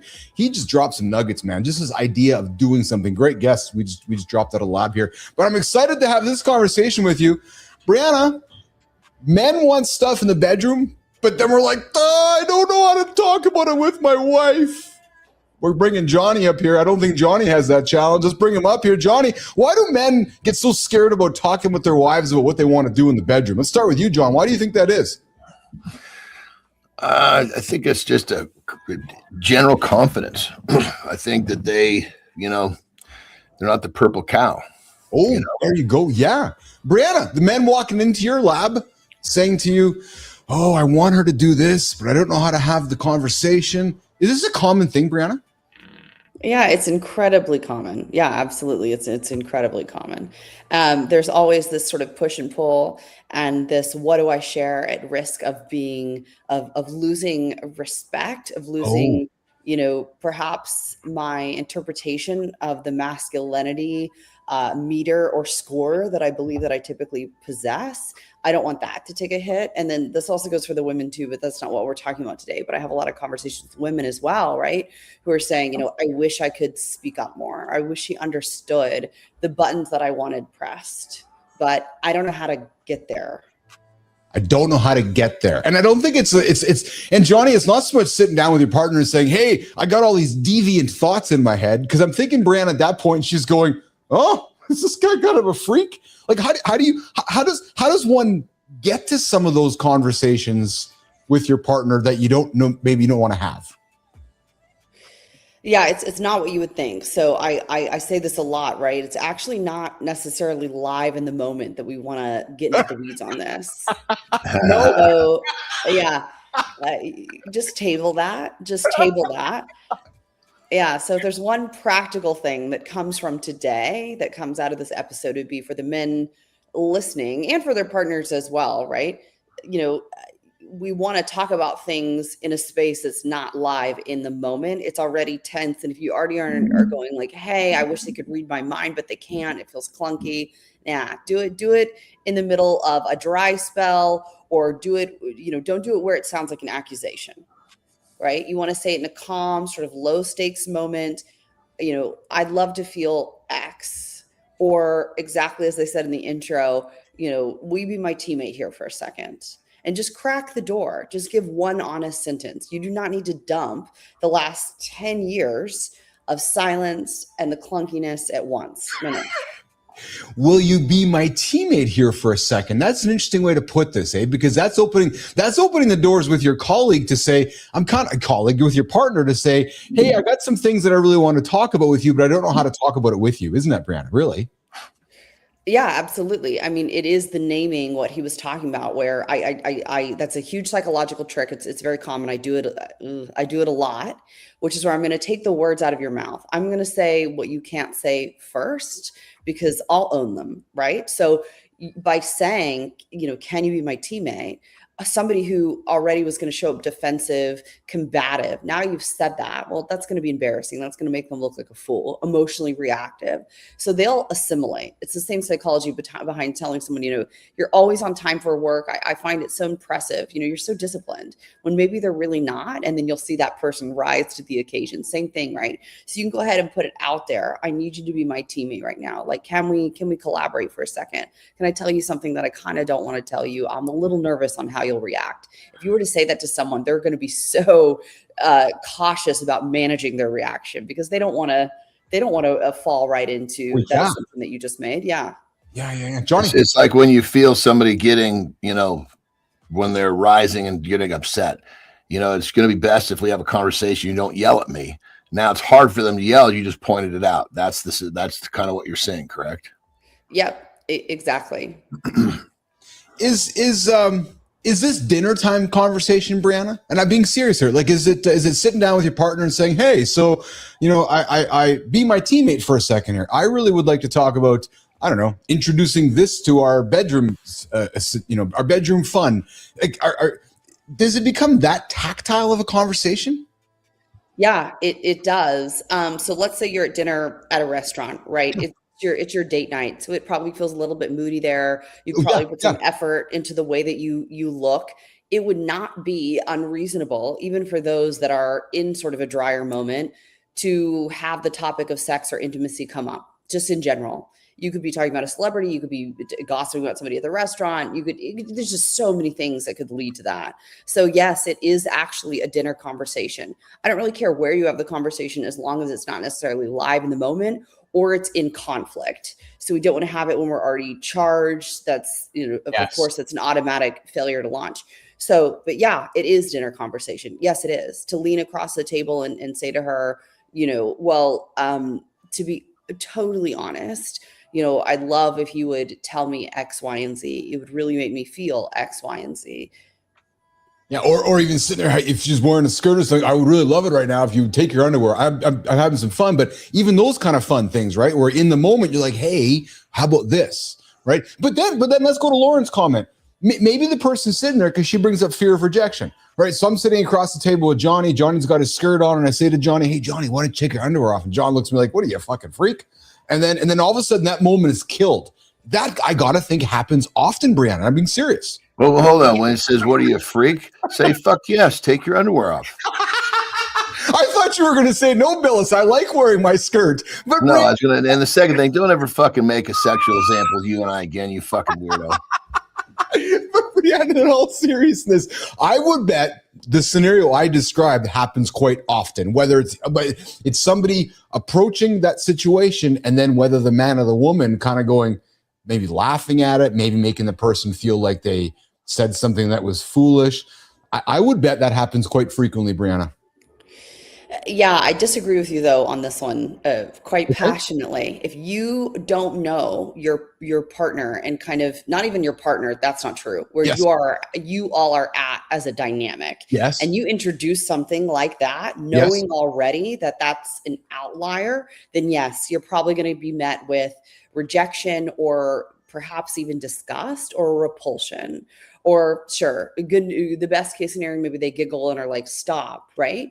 So you got to read the room. If that is something that is not typically in your scope, then no, let's not do that. Because then you're going to think you went and implemented the things I said and it was this incredible failure and it was embarrassing and rejection. Well, that's not what I said, right? So where are you at in the relationship? And I'm always telling you, we can move this an inch at a time. And that's still significant over just a couple of months, well worth your investment. But no, we can't be sitting across from a dinner table and say, take your underwear off. I'd love that. Unless that's something that you already have insight and data into. Right. This is something entirely, kind of mutual, at least to an extent. Like, but no, don't come out of left field with the tens. You will be rejected. And then you'll condition yourself not to try again.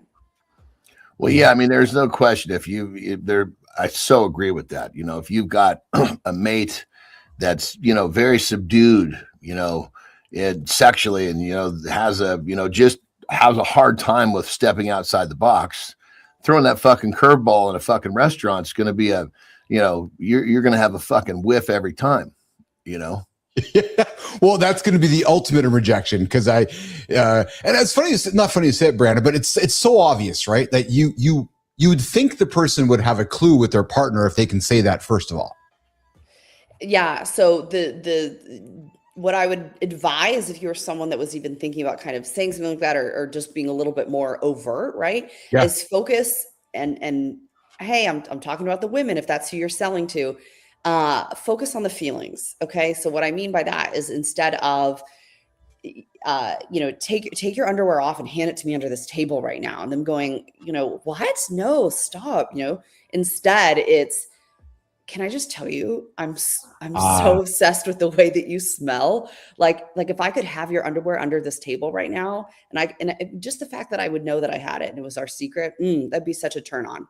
You didn't ask her for anything. You didn't put the pressure on her. Yes. You didn't throw her the ball to run with, right? You focused on the feelings, and underneath everything you just said, did what a lot of women need to hear, which was you built her confidence in the bedroom. So you said, I like the way you smell. I'm so intoxicated by you, all the things, right? So that is going to serve you and have this return on it. So I need you to not look at things so black and white. You can still say some of these things, but I want your delivery to be a little bit different. I often get women that talk about the David Spade and Adam Sandler approach all the time. What is that? Okay, I named it that, but I named it that. But Essentially, it's the guy that comes up and makes like a crass kind of very, very direct sort of comment, slaps her on the butt in the kitchen, is like, oh, you want to, whatever. And I hear this all the time, to where I am convinced that men, after little rejection, big rejection, big rejection, I think a lot of them are resorting to this. I don't know. I can't speak for the masses. And they kind of fall into this sort of this role. It's desperate. I have a lot of empathy for it and a lot of compassion. It's like this goofy play. Yeah, it's like, at this point, let me just throw that spaghetti on the wall. And perhaps it's making it where it protects them, because it's got sort of this kind of not a huge investment, so it's not a huge rejection. Yeah.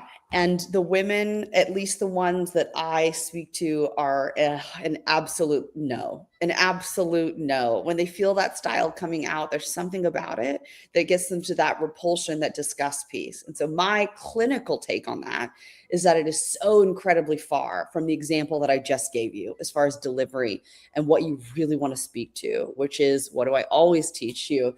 Yearning for her, not the act itself.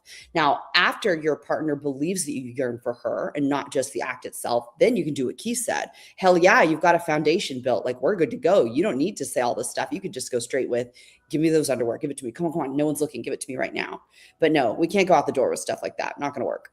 I got to be honest. So one thing I've really learned spending time with you, it's a dull moment. Coming up, I got something for both of you. 86% of U.S. adults have tried BDSM. Jimmy, don't run it yet. 65% have domination fantasies, but women still won't discuss their kinks. I'm going to get to that in a few minutes, Briana and John. But I got to be honest, Briana, one thing I've really learned from you, listening to you since you've been hanging out with us, and this is an obvious no shit Sherlock statement, but I want to say it. Women want to feel desired. Like, yeah. I know you as women, and I know it's so obvious, but I've really listened to that. And I know when I talk with Lauren, like, I'd like to think that Lauren knows, she knows how much I love her. She knows how much I desire her, but I'd like to, like, I've really tuned into that. Like, when I'm really wanting to be intimate, like, I desire her, and I want her to feel like I desire her. That's been a really meaningful thing for me to learn from you, to be honest with you. Yeah, you're right. They want it so badly. I would also say, not to change the subject, but also men do too. Right. So yes, men 100%. Really want to be wanted, right? They want to feel pursued, chosen, desired. And often when things get off the rails with intimacy, the male starts to feel tolerated or accommodated, right? And I'll say that 100%. I will say 100%. I will put that on the table and say, I can relate to that feeling. Yes. Yeah. And there's an enormous difference between a partner who participates and a partner who actually wants you. And every man can feel that, right? They can feel the difference, even if they can't totally put it into words. And they're with someone, they're going, okay, I'm with someone who's willing to eat, and they're starving to be with someone who is hungry for them, right? And they typically won't say that out loud. Back to my thoughts on, will this, will my respect, will the respect she has for me take a hit? My masculinity, things like that, right? But I think men very much so, just as much as women, honestly, beneath the surface, really want to feel yearned for as well, desired and wanted, right? Johnny, what does it mean to be desired for you? When you, Johnny, like, you're a masculine. Well, I was just going to say, I mean, just fucking crazy. You're literally taking the words out of my mouth. It's like, I've always looked at it like this. If the female that I'm with is not just can't wait for the next time that we engage, I'm doing something fucking wrong. What am I doing wrong? And I immediately go to try to solve, because it's not the problem is me. If I'm creating the proper actions, there's going to be the reaction that I'm looking for. Well, what actions am I doing, or am I not doing, or a combo of the two? I mean, so I think when it comes to life in general, I think people tend to want to point when we're fucking accountable for everything, including if our mate wants to, go bananas with us or not. Briana?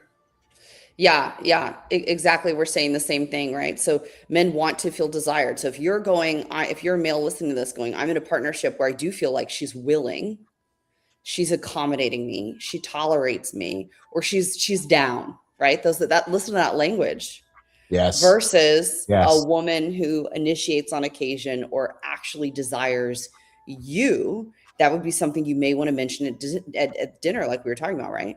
And something else I really want people to understand is that men are which is associated with this, men are also starving for sexual affirmation.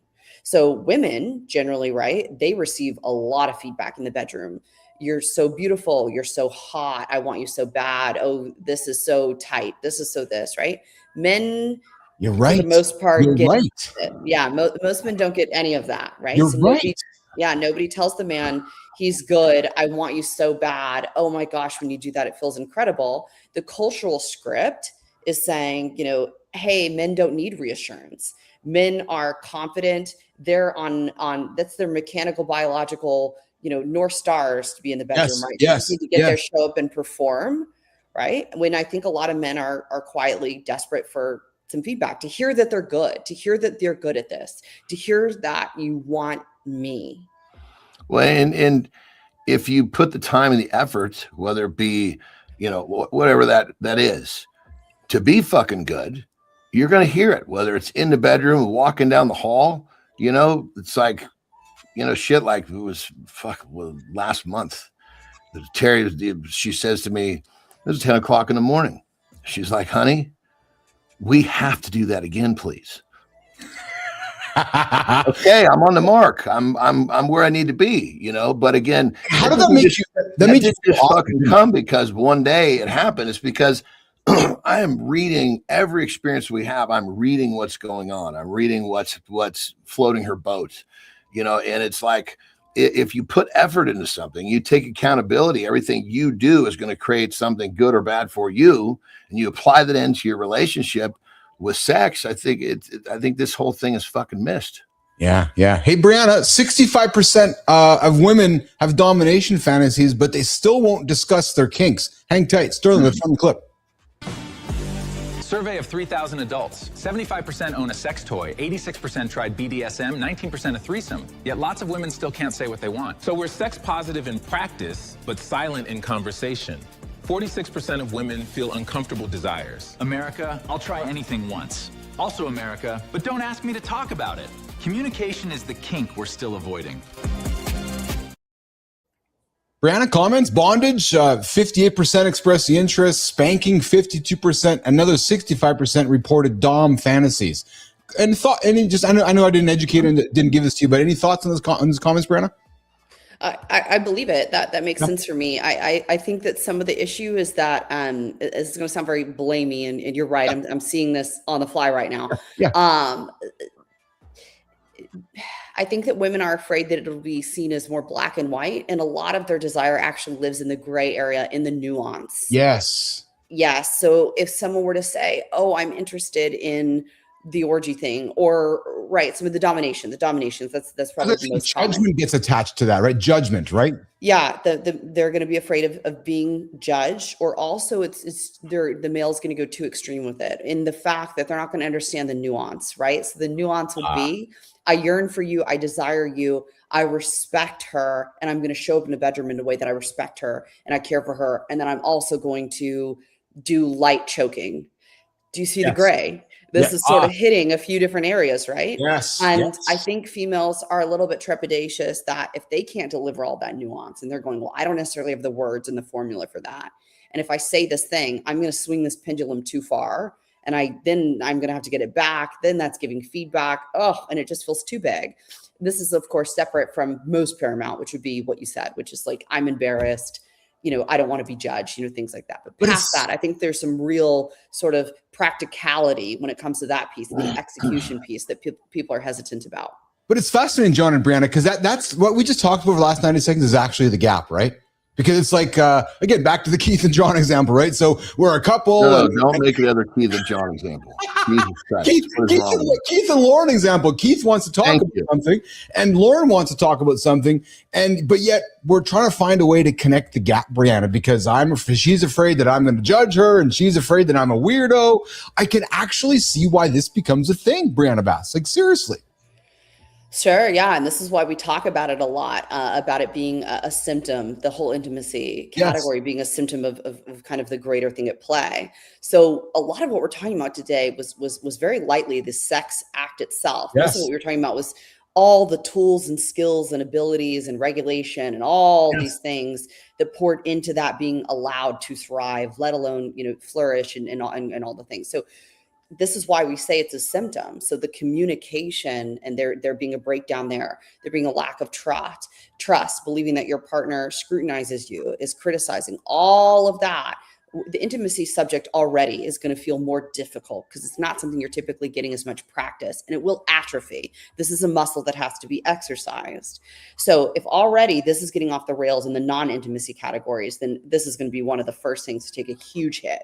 So yeah, it's easy how, I talk about death by 1,000 cuts. You just slowly get away from each other. And over time you're going, okay, now we do it every once a month, once every 2 months or something like that. And it feels perhaps transactional, right? So if there is a practical thing that I can leave you with today, it would be about talking about the stuff at dinner, focus on the feelings, right? I love to feel like you want me.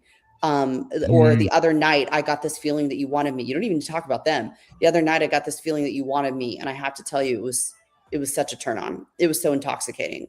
So work on your delivery with some of this stuff. And again, you do not need to go through the last 3 years. Just even a sentence counts.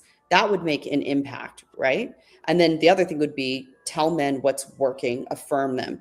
Both men and women have insecurity about their sexual competence for most of their lives, at least in their adult lives. And then we're talking about aging, bodies changing, libidos fluctuating. For women, time of the month dictates so much. That's a lot to deal with. So let me normalize that this may not just feel like some organic layup. Yeah, it takes some intention, but we're all feeling insecure about our competency and our, especially men, performance in the bedroom, right? So tell them what's working. It'll serve you right back. We're all feeling insecure. I think it goes right back to fucking confidence. This is just like, if you're insecure that you're fucking fat, you take off your shirt and you're fucking fat. Well, what are you doing about it? If you just keep, you're fat, you don't actually cure that problem. You don't put the work into it. You're not developing your confidence with this. How's it going to get better? The same thing with sex. It's like, and then if you're so worried about getting judged, well, fuck, how confident are you? People can judge me all the fuck they want. This is me. Yeah. Like a perfect example. Terry, we were having one of our conversations. She's talking about, my ass. And I told her, I said point blank, I said, look, you want to fuck somebody in the ass, you're going to have to go get a boyfriend because that's not my thing. Dropping nuggets with John Anderson this morning and Briana Bass. I love it. A good time dropping with martini helps. Yes, martinis do help. And was I judged? Possibly. Doesn't fucking change my opinion. Yeah, so and I agree with that. I got to be honest, man. That's one thing I truly enjoy about you, and I have learned so much about that. But I'm with Briana. I'm with Johnny Briana. That confidence, right? I just want to see you trying. I want to see the effort. The effort to me is what's most attractive, right? So, Briana Bass, myself, and John Anderson every Tuesday. No safe words. This was a good one. The desire gap. What men want in the bedroom. And Briana, this conversation goes on forever. Eh? It actually goes on forever because humans are just so. I don't want to be judged. I don't want to be offended. We're just not going to talk about it. That's how it works. And then that way you have a job forever. Briana, what do you got going on today? As usual, saving lives. Saving lives in the bedroom. Briana Bass dropping with us every single Tuesday. I'll send you a text later today. Johnny, closing words. Before we do both those rock and roll out of here, let's throw some vintage on the screen. I kind of yearn for these days when we had the old gear shift, Johnny. Just the feeling of the gear shift. We've lost a lot of that. Briana, you and I were talking about our electric cars. That looks like it's on a fucking tractor, brother. It is a tractor. Yeah, no, but just the idea of like a gear shift. Like it's so... These analog instruments are so. We got screens everywhere, Briana. Your cars, my cars, Johnny, your cars, and I saw this like, oh man, the old feeling of that gear shift. We just we could bring some of that. Most people don't know how to drive a stick nowadays. Well, yes, I know. Well, I will admit, when Keith and Lauren went to Johnny, I'm ready for your fucking bullets right now. When Keith and Lauren went to the Azores a few years back, I was like, Lauren, I really don't want to have to drive stick and learn it all over again so you can drive. So she drove us all weekend in the stick, Johnny. Yes, I know I was the bitch. I know. How do you fucking forget how to drive a stick? No, I thought that I forgot. I just didn't want to have to deal with it. I was like, no, I don't want to have to deal with it. You can be the. You know what I do? At the house in Mexico. Yes. The two vehicles we leave down, the Jeep and the dune buggy, both are sticks on purpose. So the fucking kids have to fucking. That's how we keep them up to speed with a stick. Oh, I love it. Yeah. That's good. So, I listen, I know how to drive. I learned how to drive a stick when I went and bought a Jeep 2 hours away from here, and I had to learn how to driving it way home. And the best experience with Keith learning in the Azores was her driving up the wet mountain, Johnny, with the stick. And all of a sudden, us going backwards all the way down, going, oh, this is not looking out very good for us. It's like, the husband saying, I want you, the woman in the relationship, to be the one that's responsible for fucking protecting us. Oh, that's fucking great. The woman looks to the man for protection. You just fucking throw that on her. Fuck. Oh, I love it. Hey, before you both go,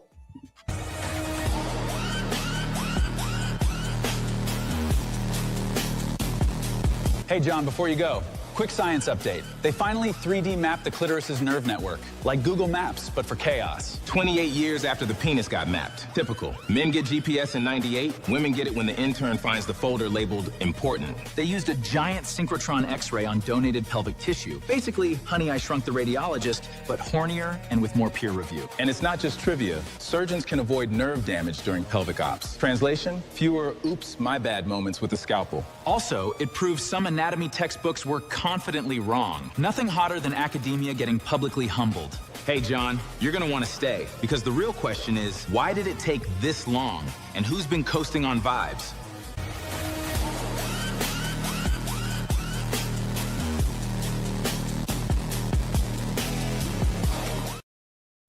see, Brianna's driving you around. See?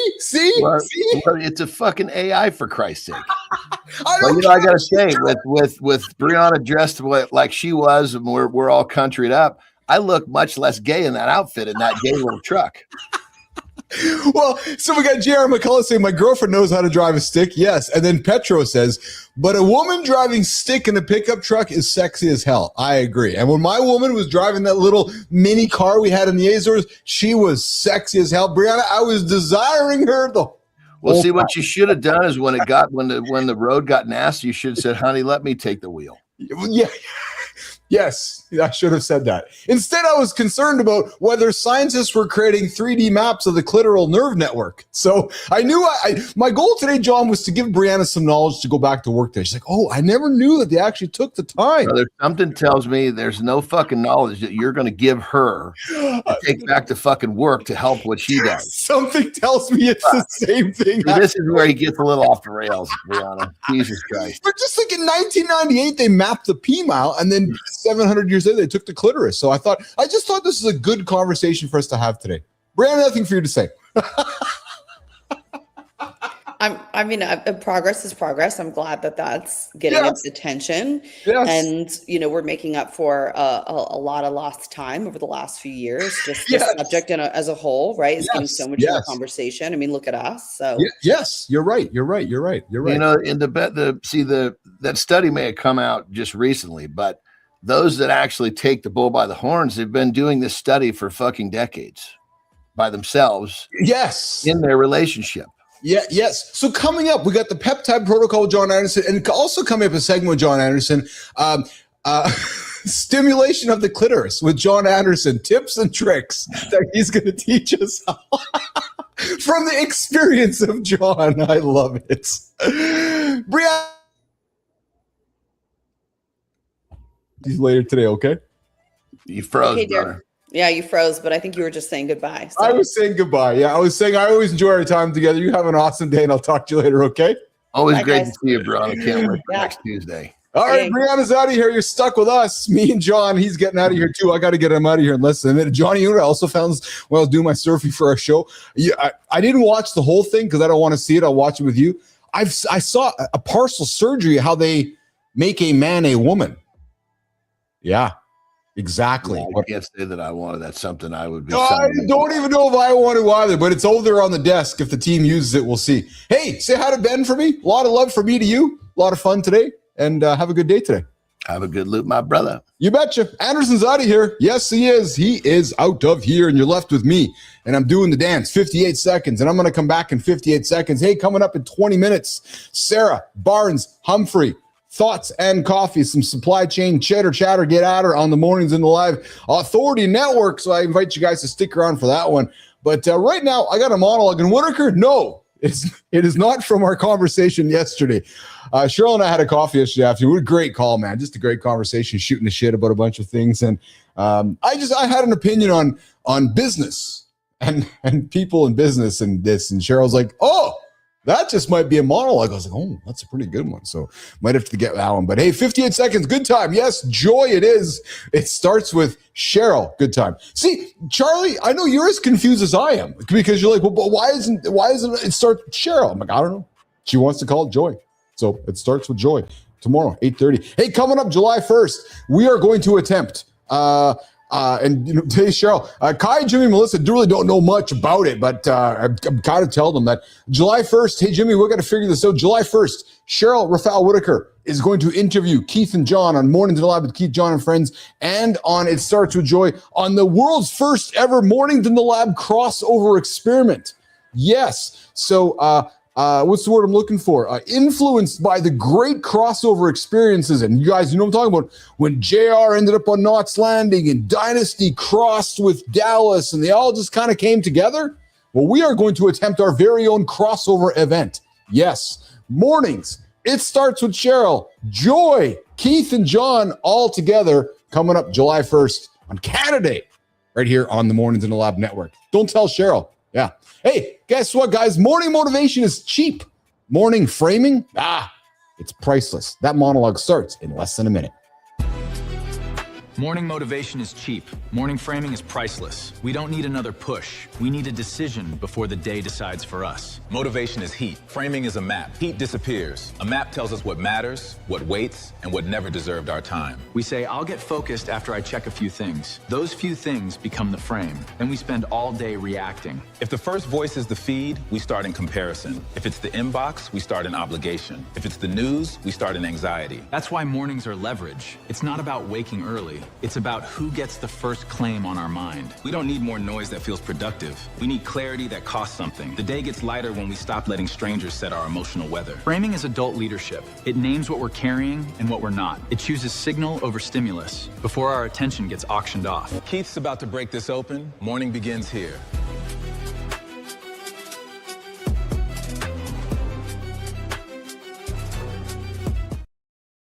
What is shaking nation? Good morning. Good morning. Welcome back. We're getting into the morning monologue this morning. Motivation is cheap, but the morning framing that we are creating here every single day is priceless. Coming up in 18 minutes, we got our very, not our own, no, she's her own. Sarah Barnes Humphrey is dropping with its Thoughts and Coffee over on the network here.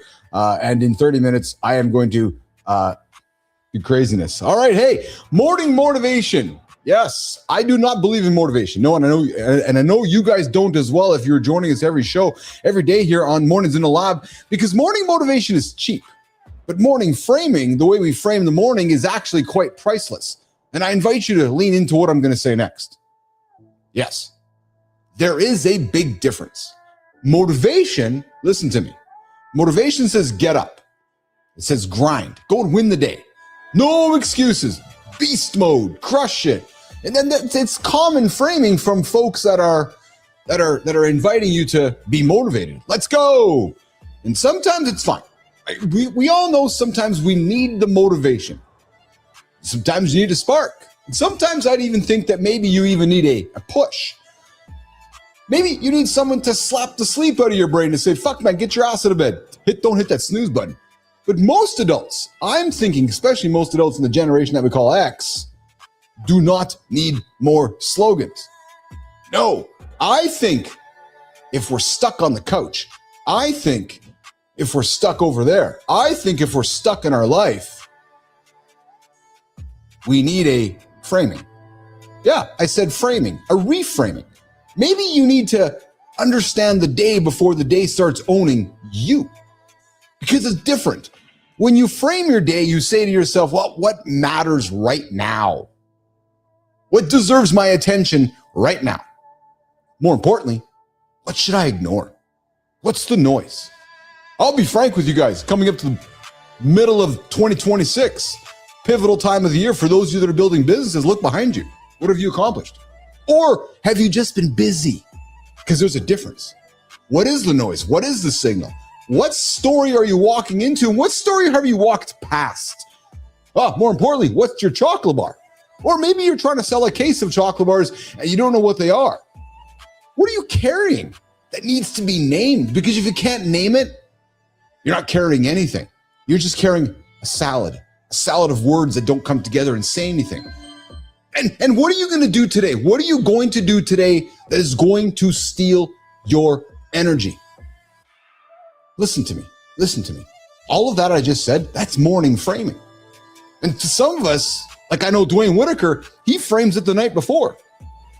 And it is far more valuable than hype, because hype, it fades. Well, framing, when you live a life of framing your day, framing the time, framing what around you, it stays forever. Because that hype, it makes you feel, hype creates a moment. It's the moment I'm hyped up, I'm feeling good. Dopamine goes boom, boom, boom. But framing changes how you see the next 12 hours. It frames how you see the last 12 hours. It frames how you're going to see the next week. And that is why the first voice of the day besides your own matters. And I'm grateful that many of you choose to spend your day starting your day with me and John and Briana and Petro and guys like Justin Paperny this morning.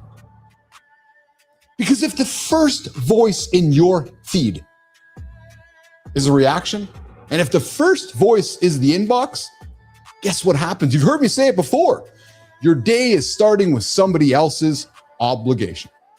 If the first voice in the news is the news, well, guess what? Your day is going to be a day full of anxiety. And then you wonder why you're feeling scattered. Not random. No, it's called framing. Let's frame it. Let's frame the day. Because the world framed your day before you did if you let all that happen to you before you happened to it. That is why I'm so passionate about building a morning business. Mornings where habits begin. Mornings are so powerful, not because successful and even unsuccessful people wake up early. No, I don't want to have that conversation. Because this is not about worshiping the 5 a.m., the 3 a.m., the 4 a.m. No, this is actually about what our guest talked about today. Ownership.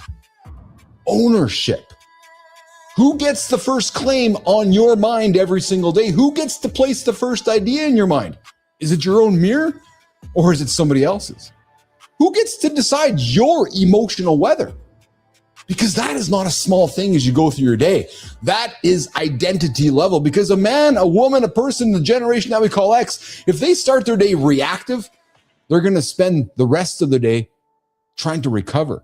So if you're listening to this monologue right now and you're thinking, holy shit, my day's getting out of hand right now, the day hasn't even started, maybe right now is the time to pause and ask yourself how you can get ahead of it. Because at this pace, you might be spending your whole day recovering, trying to recover your focus, maybe trying to recover your patience, your clarity, maybe even trying to recover yourself. And I suspect a lot of us, men, women, brothers and sisters, a lot of us are tired because we actually never really get to choose the frame. No, we inherit it. We wake up like, holy fuck, that's my work's frame. Oh, that's the phone's frame. That's the market. The market's actually framing my day right now. Or I don't like the politics of the world. And then what we do, I just call it life. It's just life. Well, you know what? I don't buy it. I don't buy it at all. That's not taking ownership of it like our guest Justin Paperny talked about, because I think what we do, I think morning media, I think it has a bigger job now. And I believe that is the gap, which is why we are standing here. And that gap is not just to entertain, it's not just to inform, and it's not even just to motivate. No, I believe our job, I believe Whitaker's job, I believe Roofy's job is to frame. Yeah. You're thinking, what the fuck? Bill is talking about framing on his morning show today? Yeah. To help people decide what deserves weight. Again, I go back to my guest Justin today. There's no fucking shortcuts in life. There's no magic. There's no, oh my God, I'm in prison. How do I get out? No, he put the work in. He built assets. He had a building he was paying the lease on, Whitaker, even when he wasn't there. So I think that the power of the morning conversation is to help all of you, help all of us, to help us laugh at the absurdity in the world right now without drowning in it. If I have one more person come to me and say, I don't look like the person in my AI picture, fuck, I know. Can we just not all embrace how ridiculous it all is right now? Sure, I got 6 fucking fingers, but seriously. Or maybe our job is to help you see the world without being consumed by it. You see the type of stuff we talk about here on the show today. We talked about mapping the clitoral network. Yeah, like honest to God. Maybe our job is to help you start your day with agency instead of anxiety. How? I talk about my own anxiety.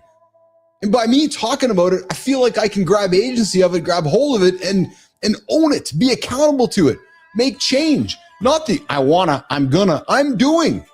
If I have one more I wanna, I'm gonna coming up to me, I'm fucking leaving. The show's over.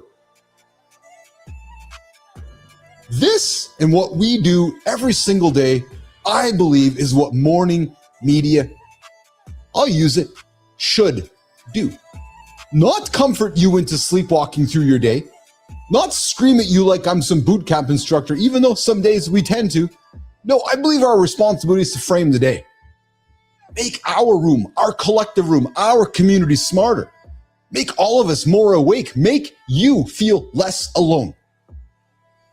And to me, that's the difference. That's the difference between cheap motivation and real morning authority. Because motivation will always say, you can fucking do it. You can do it, Sullivan. You can do it, Sullivan. But maybe if I reframe it to Sullivan and say, hey, here's what you're walking into and here's how you might want to carry yourself. That is what I think is adult conversation. That is useful. That is rare. And that is what Mornings in the Lab is building. A room, a morning room that does not just pump people up. No, a room that helps you orient. A room that says to you, here is the signal. Here's the noise. And here's what is funny. It is our morning magazine. And often we'll say to you, this is serious. Here's what deserves your attention. And here's what you don't need to own today. And I don't know about you, but I'm proud of what we're building here.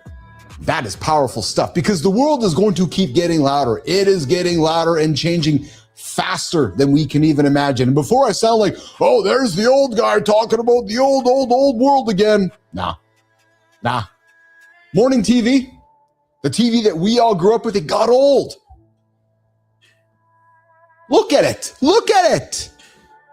Morning podcasts? Really? Sorry, really? Hey, I recorded my show last week and I'm dropping it in the morning. Really? The feed is chaos, but a live morning experience that frames our day, frames your day, frames our collective day with energy, human perspective, and trust. That is different, and you will only find it here. And that is not motivation. No, that is infrastructure we are building. And if you become part of how someone frames the day, if you are that person that helps frame somebody else's day, you're not just making contact. You're not just building a network. No, you're becoming part of their operating system. And this is what just gets me so much. I just want to go do the podcast and record it and put it over there, but I don't want to invest in my business. I don't want to do all that. Hold on a second.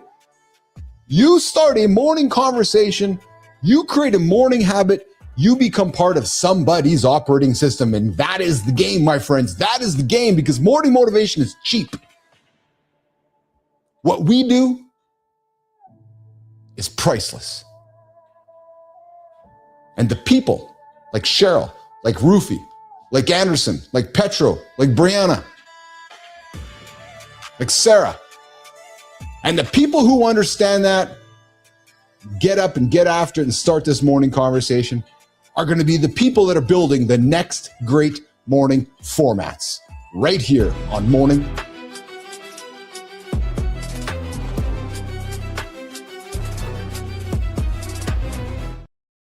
Love it, love it, love it, love it, love it.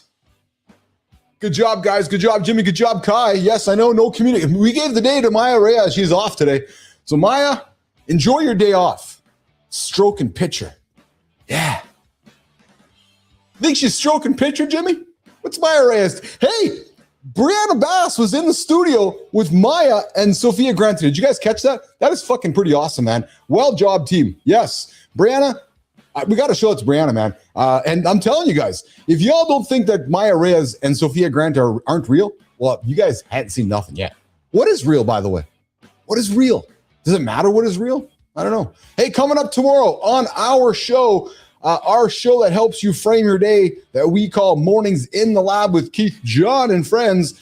We got into it today with Justin Papierne, man. Oh my God, it was a good conversation. The guy owned his mistakes. Humble humility. We got into it with Briana Bass, what men want in bed but will never say. Oh, I can't wait to go have a conversation with my wife this morning. Coming up tomorrow, we got tomorrow on the show.